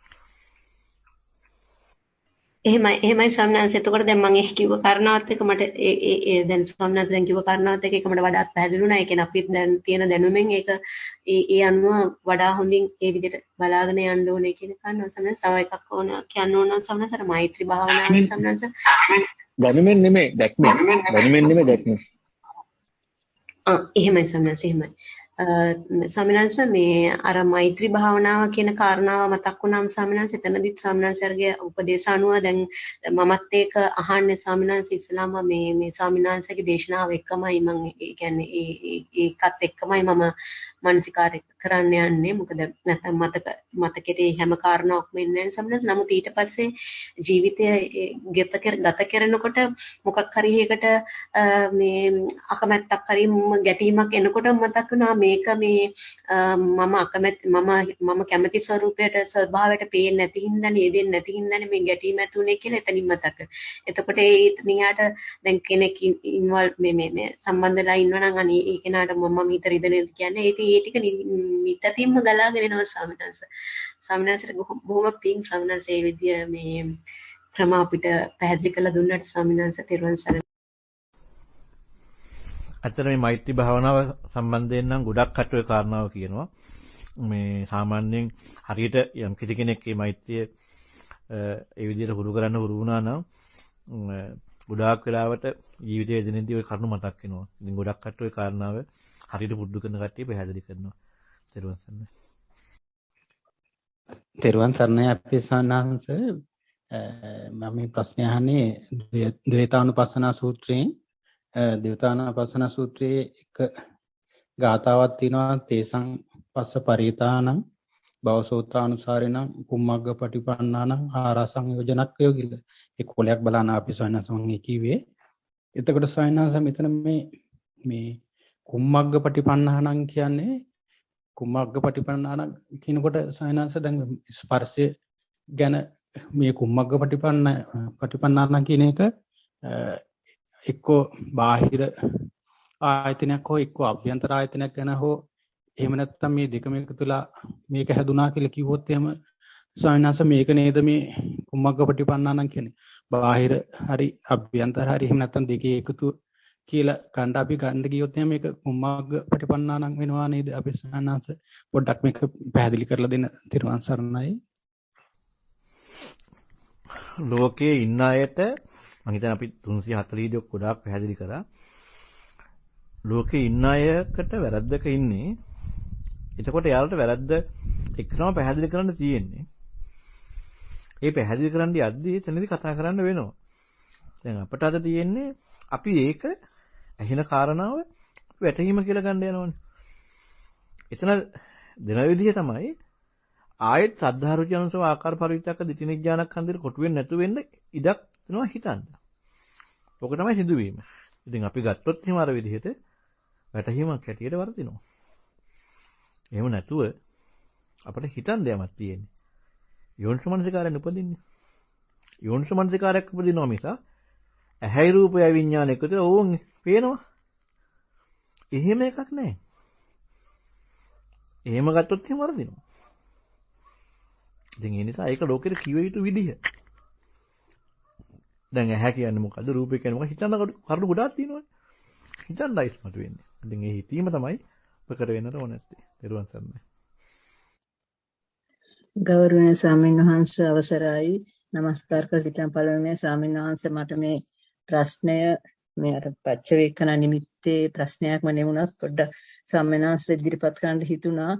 ස්වාමීන් වහන්සේ එතනදී අතිර අපි මේ විචක්ෂණයෙන් ගත්ත ලෝකයේ තුන නෝනකින් දැක්මක් ඇවිල්ලා මේක පටන් ගන්න ස්වාමීන් වහන්සේ ඒකනේ ගන්න කිව්වේ ප්‍රතිවේක්ෂ නිමිත්තට. ඒතකොට ස්වාමීන් වහන්සේ එතනදී ඒ දැක්ම නිසා ඒ ආපු නිසා තමයි පහසුවක් තියෙන සම්පජන්න භාවනාවේදී දැනීම හුස්ම රැල්ල දැනීම තමත් එකක් බව ගන්න. ඒතකොට ස්වාමීන් වහන්සේ මට මේ ප්‍රශ්නය ආවේ එතකොට මේ එකේ ප්‍රතිවේක්ෂා නිමිත්ත කියන එක හැමෝටම එකක් නේද කියන කනමු ස්වාමීන් දේශනා ස්වාමීන් වහන්සේගේ පැත්තෙන් බාර ගන්න ඕනේ ස්වාමීන් වහන්සේ එතනදී එක එක්කෙනාගේ නිමිත්ත ස්වාමීන් වහන්සේ දාන්නේ නැහැ කියලා සාකච්ඡාවේදී මට දැනුණා. ස්වාමීන් වහන්සේ මම හිතන විදිහේ වැරද්දක් ඇති මට පොඩ්ඩක් එතන පැහැදිලි කරලා දෙන්න. මොකද මේ අපි දැන් සාකච්ඡා කරද්දී තමන් කීපදේ අපි මේ ස්වාමීන් වහන්සේ දේශනාවත් එක්ක සාකච්ඡා කරමින් යනකොට ස්වාමීන් වහන්සේ අපිට ගැටළු වෙනවා. ඒකයි අරුවි ස්වාමීන් වහන්සේ ඒ කියන්නේ තමන් ගත විචක්ෂණයේ පටන් ගැනීම වෙනස්. විචක්ෂණගත කරුණාවත අවසානයේදී හැමෝම අර දැනීමක් තමත් කියන තැනට එනවා නේද කියන මට අවශ්‍ය හිතුණා ස්වාමීන් වහන්සේ අනුකම්පාවෙන් අනිවැරදි කරන්න ඉල්ලා සිටිනවා ස්වාමීන් වහන්සේ තෙරුවන් සරණයි. තෙරුවන් සරණයි. සෝතාපන්නයි සමානයි. සකදාගාමි සමානයි. අනාගාමි සමානයි. අරහත්යි සමානයි. බල සංඝාත සූත්‍රයේ තියෙන කවදාවත් දැක්ම වෙනස් වෙන්නේ නැහැ. ඒක ලෝකේ අපි කරන විග්‍රහයක්. ලෝකේ විග්‍රහයකදී විග්‍රහය කතා කරන්න පුළුවන්. එතකොට නම් ඊතර වීමේ දැක්ම තමයි දැක්ම කියන්නේ. හැබැයි අපිට ඒක විග්‍රහයකින් හම්බ වෙනවා නම් අහපව ඊතර වීමේ දැක්මක් වෙලා නැහැ. විග්‍රහයකින් හම්බ වෙනවා නම් ඒක ඊතර වීමේ දැක්මක් වෙලා නැහැ. ඒක අපිට දැනුමක්. අපිට ඒක ලෝකෙ ඉද්දි ලැබිය යුතු දැනුමක්. ඒ නිසා කවදාවත් වෙනස් වෙන්න විදිහක් නැහැ. දැක්ම පිළිබඳව ඒ අය සමාන එක් බල සංඝවත සූත්‍රයේදී පැහැදිලි වෙනවා. ත්‍රිවන් සරණයි. අපි එහෙනම් අවසන් කරමු ප්‍රශ්න ඉවරනන්නේ. හොඳයි ස්වාමීන් වහන්සේ. ස්වාමීන් වහන්සේ එහෙමනම් අද දිනත් ස්වාමීන් වහන්සේ මේ අප කෙරෙහි මහත් අනුකම්පාවෙන් මේ හිමිදිරි උදෑසනින් ස්වාමීන් වහන්සේගේ වටිනා කාලය වැය කරමින් අපිට මේ තාම වටිනා අවවාද අනුශාසනා ලබා දෙමින් මේ ප්‍රායෝගික මාර්ගයේ යන කෙනෙකුට අවශ්‍ය මේ අවශ්‍ය නිවැරදි සමහර තැන් නිවැරදි කර ගැනීමට අවශ්‍ය උපදෙස් ලබා දෙමින් ස්වාමීන් වහන්සේ තාම වෙහෙස මහන්සිලා අපිට මේ ධර්ම දානමේ ඊටම වටිනා ධර්ම දානමේ කුසලයක් ස්වාමීන් වහන්සේ සිද්ධ කර ගන්නවා. ඒ වගේම අපත් මේ ධර්ම ශ්‍රවණයෙන් මේ රැස් කරගත්ත කුසලොත් ස්වාමීන් වහන්සේට අපි තාම සතුට සිතින් අනුමෝදන් කරනවා. ස්වාමීන් වහන්සේ ප්‍රාර්ථනීය බෝධියකින් සුඛ ප්‍රතිපදාවෙන් ධර්මාබෝධයේ පිණසම මේ කුසල් හේතු වාසනා වේවා. ඒ වගේම ස්වාමින් වහන්සේගේ පින්වත් දෙමව්පියන්ටත් ගුරුවරු උපාධ්‍යයන් වහන්සේලාටත් මළගිය ඥාතීන්ටත් මේ පින් අත්පත් වේවා. ඒ සියලුම දෙනාටම උතුම් ධර්මාබෝධයේ පිණසම මේ කුසල් හේතු වාසනා වේවා කියලා ප්‍රාර්ථනා කරනවා. ඒ වගේම අද දින මේ ධර්ම සාකච්ඡාව සාර්ථකව කරගෙන යාමට උදව් උපකාර කරපු සියලුම මහත්මීන්ටත් ප්‍රශ්න ඉදිරිපත් කරපු සියලුම මහත්මීන්ටත් ඒ වගේම ධර්ම ශ්‍රවණය කරපු ඔබ අප හැම සියලු දෙනාටමත් උතුම් ධර්ම අවබෝධය පිණිසම මේ කුසල් හේතු වාසනා වේවා. ඒ සියලු දෙනාගෙම මළගිය ඥාතීන්ටත් මේ පින් අත්පත් වේවා කියලා ප්‍රාර්ථනා කරනවා. ඉතින් ස්වාමීන් වහන්සේට ආරාධනා කරනවා ධර්ම සාකච්ඡාව අවසන් කරන්න කියලා. තෙරුවන් සරණයි ස්වාමීන් වහන්සේ. තෙරුවන් සරණයි.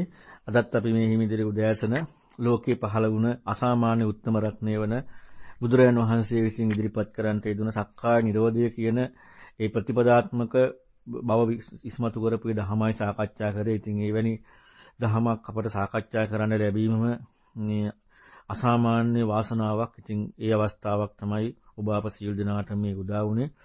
ඉතින් මේ තුලින් රැස් කරගත්ත සියලු පුණ්‍ය ධර්මයන් පළමුවෙන් අනුමෝදන් කරමු පින් කැමති සියලු දෙවියන්ට. අල්පේසාක්‍ය මහේසාක්‍ය පින් කැමති සියලු දෙවියෝ මේ පින් දැකවලා හතුරින් අනුමෝදන් වෙත්වා. සියලු දෙවියෝ උතුම් නිවනින්ම සැනසෙත්වා.